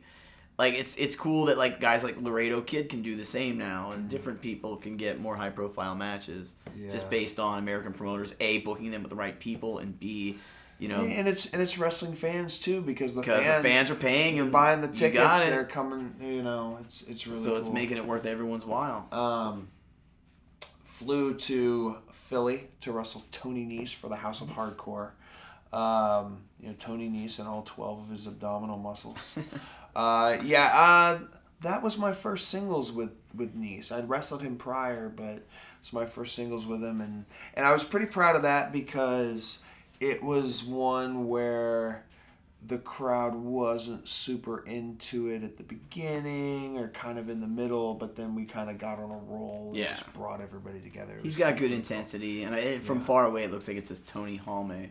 Tony Halme, yes. I wrestled. Was that his name? Was it Halm? Tony Halm? I was calling him Halme. Hodome. He's like, that's my Spanish version of it. So it would appear that fortunately because in the Phoenix match I also smashed up my knee again. What was it? I took a German suplex and just as I floated over, it just tweaked my knee. And you took a tombstone too, didn't you? A tombstone. A tombstone. Holy shit! What a finish. Yeah, buddy. I'm glad you're okay. You see that? You gotta watch this tombstone, guys. Yeah. It's freaking crazy. I'm too big for that. Yeah, well, that was a hell of a finish. What I will say in regards to my knee, at this point I had spoken to a friend's father who was a knee specialist, and he looked at me and he knew that there was no tear. It's not. It's just weak because it had been strained and just very painful. So it was my LCL in my right knee. So it's still not 100% now, but I'm able to take care of it and work through it without aggravating it, and it's steadily been getting better. Wrestled Nice. I had the following weekend off, which was awesome, because it's good mentally too. Yeah, especially you get so much pressure to perform at a high level. Yeah, and especially the year that I've been having. That's why we're talking about this, because I had so many different diverse opponents and just so many hot crowds. Would you say? I guess no. We'll save that for the end. Yeah, that's what a good interview would do. Yeah. So guess what? I'm back to Europe. Yes. All right. So I'm doing WXW, and it's a 4-day shot. A singles match with Zack at their dojo. Yes. Followed by a tag league. Round robin tags with different blocks, and I teamed with JT down there. JT's first time in Europe, which is cool. Sweet. We wrestled a team called Cerberus the first day. Then we wrestled Marty and Zack, the leaders of the new school. Yes, sir. LDRS. Those guys. We I've wrestled seen them. This match. We had a 30-minute draw, and it was a little chaotic with different parts, but it was a lot of fun. And I believe that was JT's first time wrestling either of them. Sweet. And just a different dynamic for all of us. It was really Jack awesome. and Angelico were in that too, right? Yeah, Jack and Angelico, Strickland, and David Starr. They won the damn thing. They won the whole thing. They did. They really, really good stuff out of all of them. And then on the final day, we wrestled Absolute Andy and Marius Alani. He was a good young guy, very athletic. You got to think promoters are really going to go out of their way this year in 2017 to try to sign David Starr and Strickland against you and JT. Yeah, I think that's a natural matchup. Of course. That'd be a good Hero Strickland. That'd be a good way to start that shit. Yeah. Break off and do so, because I never had my singles with David Starr either. So those are two guys I've just never wrestled with. Thing. Yeah. Okay, so I survived. You guys could fight over who stayed in the room in Leesport better. I talked to him about that. He was only there for a night or two with Tommy Thompson. Somebody told me he'd moved into my old place. Yeah. I go, dude, the only thing... But, it's cool because he knows about Shady Maple, and he has a kinship with Adam Cole, and it was crazy. He lived in York, PA, so he knows about barbells and Adam Flash and Swan and all that stuff. It's cool. Okay, let's go to October. We're in the home stretch, Rob. Hell yeah, man. October, IWA Mid-South, the 25th anniversary show. Really cool to be there with just people I've seen since, I was a child wrestler. Sure. 18, 19, 20-year-old. I was in a three-way with Congo Kong and Irie, two guys I had wrestled prior. It was... Shigehiro gave him his headbutt and knocked the shit out of him. If you can ever get it, because Kong is huge. Yeah. But we all have heads. You know what I mean? And it's not like he's gonna. It's not like he's got a Klingon brow. And how long has Kong been wrestling? Almost as long as you. Yeah, probably just as long. Crazy. Yeah. Good wrestler. So a funny thing, I believe as Kong splashed Irie, I think Irie may have shit his pants. Oh no! Well, I don't like that. That's not a nice thing. I'm not sure, but I think it may have happened. I don't know any of these things. It may have happened. Drove to Chicago for the Jim Lynam Memorial Tournament for AAW. Yes. I wrestled Kong in the first round. Yes. Had a slobber knocker. I wrestled Matt Fitchett the following night, and man, one of my favorite matches of the year. Nice and quick to the point. Like Fitchett, he's a really good guy out of St. Louis, and he's coming into his own. I wrestled Prince Ali after that. He's had a great year. Yeah, real good year. And then finals was Zack. Hey, guess what? I've wrestled Zack 20 times this year. Right? I haven't seen that match yet. I'm thinking it could be my favorite match you've had all year. Yeah, it's just... Or the cameraman. Yeah. No, or at least maybe. At least maybe. Top. Yeah, top 5. Yeah. No, but it was just... there was a cool moment because I had to pile drive him off the second row to win the damn It's my thing. favorite finisher these days. And just the camaraderie that Zack and I have over the years. He's like, being helped to the back with like an ice pack on his neck, and he damn near broke my arm working all this stuff. So as I cut him off at the pass, and I kind of like look at him and whatever, and then I just lift my arm up and I put my arm on his ice pack to like share the ice pack.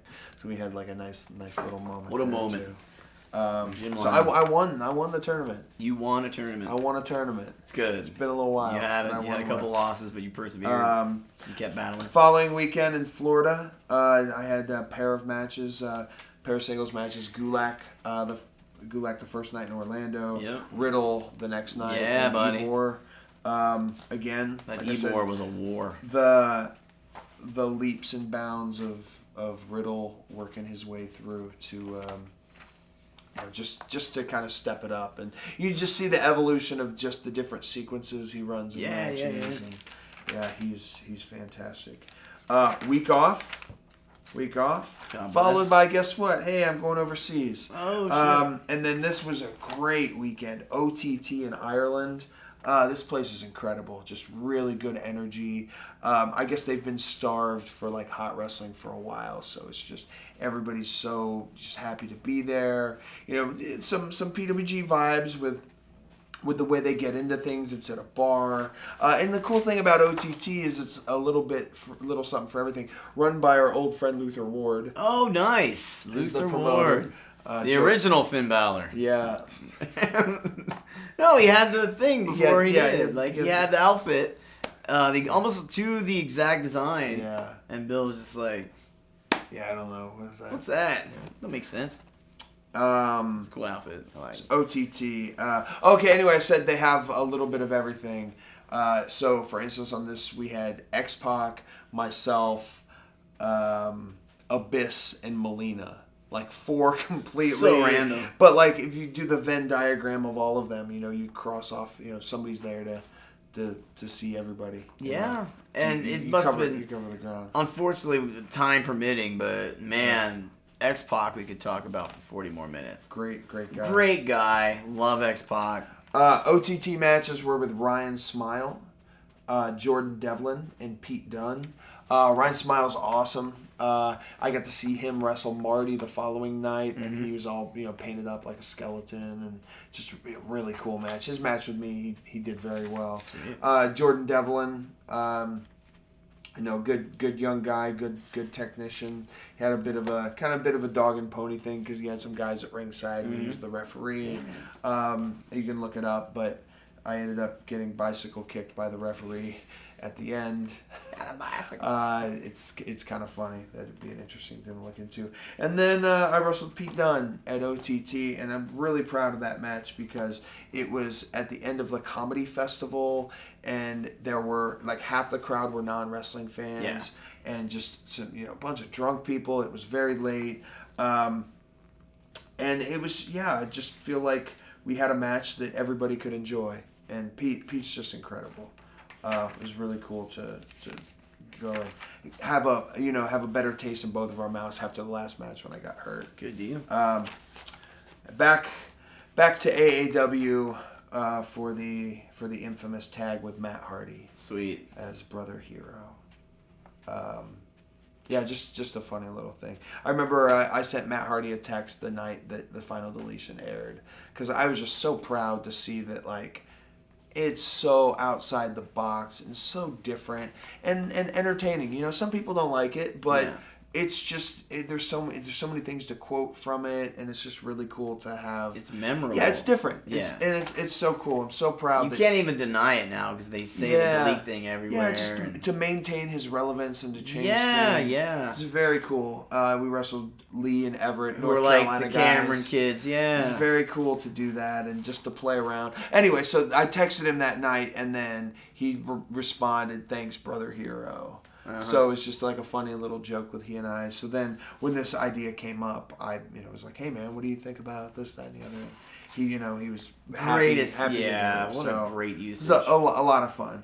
And then the following night was the Ted Petty Invitational. Hey, I bet you there's a 4-way on that. There certainly was. I wrestled Jonathan Wolf in the first round. Yes. Which interesting because he's 17. He's, at that time, he was the youngest person I've ever wrestled. I wrestled his dad years ago. His dad was Indiana Kid Jr. Wrestled for WCWO. And then I had worked for his grandfather, who was the promoter. Wow. So I wrestled Jonathan Wolf in the first round. His mom's in the crowd. I'm like beating him up. Second round is a 4-way with myself, Ricky Shane Page, again, my friend Trick Davis, and Corey Storm. Corey Storm is a 15-year-old Jesus Christ. who's had maybe 20 matches. So in the same night, I wrestled a 17-year-old and a 15-year-old. If you add those numbers up, it's still not as old as I am. Wow. Which is really funny because Corey Storm's mother was also in the crowd. So I got to beat up 2 children in front of their mothers. Did you pile drive either child? The first child, yes. Oh man, I'll tell you what. The second one, he's got this curly hair. It's reminiscent of old school Justin Timberlake. Or Justin Timberlake. I was going more pop culture. Yeah, well, I read more pop culture to me than Justin. Yeah, and then the finals was with John Wayne Murdoch, who had won King of the Death Matches earlier this year, and showing he's not just a death match guy. Madman. Good wrestler. And just he's kind of the face of IW. He's the younger face of IWA right now. Following day, made it up to Beyond Wrestling, another crazy weekend, and I wrestled Brian Malonis. Brian Malonis is about 400 pounds. He's a big guy. Wow. I'm gonna guess. Maybe 350, 400, something like that. He's a big guy. But basically what had happened is they were doing this thing in Beyond where JT kind of kept beating up referees. So they brought in this big guy so that JT couldn't bully him around. And when he got in JT's face, I knocked him out from behind. Is he a lithe big man? He moves around real well. I'm intrigued. I like him. He's kind of Bill Carr-ish. I mean, not as agile as Bill, but he's, But bigger. So I wrestled Brian. That was a lot of fun. And hey, guess what? I got to go back over to England. Yes. And then this was the one that I think was kind of like the culmination of my year, even only in November, where I had a pair of matches with New Japan pro wrestlers, Tomohiro Ishii and Katsuyori Shibata. Just not just dream matches to fans, but dream matches to me to measure myself against these guys who. New Japan's been thriving in the last 2 or 3 years, and these are like guys elite guys. Yeah, these are guys that have made themselves in the past few years. Yeah, it's just become top level. And we've been watching Shibata forever. Absolutely, when he's with Kenta way back in 2004. And also to have these matches with the electricity from the crowd. York Hall the first night, and then the following night was excellent too. Just down the street, Bournemouth, I think it was. Yeah, it was a really cool experience. Both those guys. I saw each, and I loved each. I think they're both really good matches.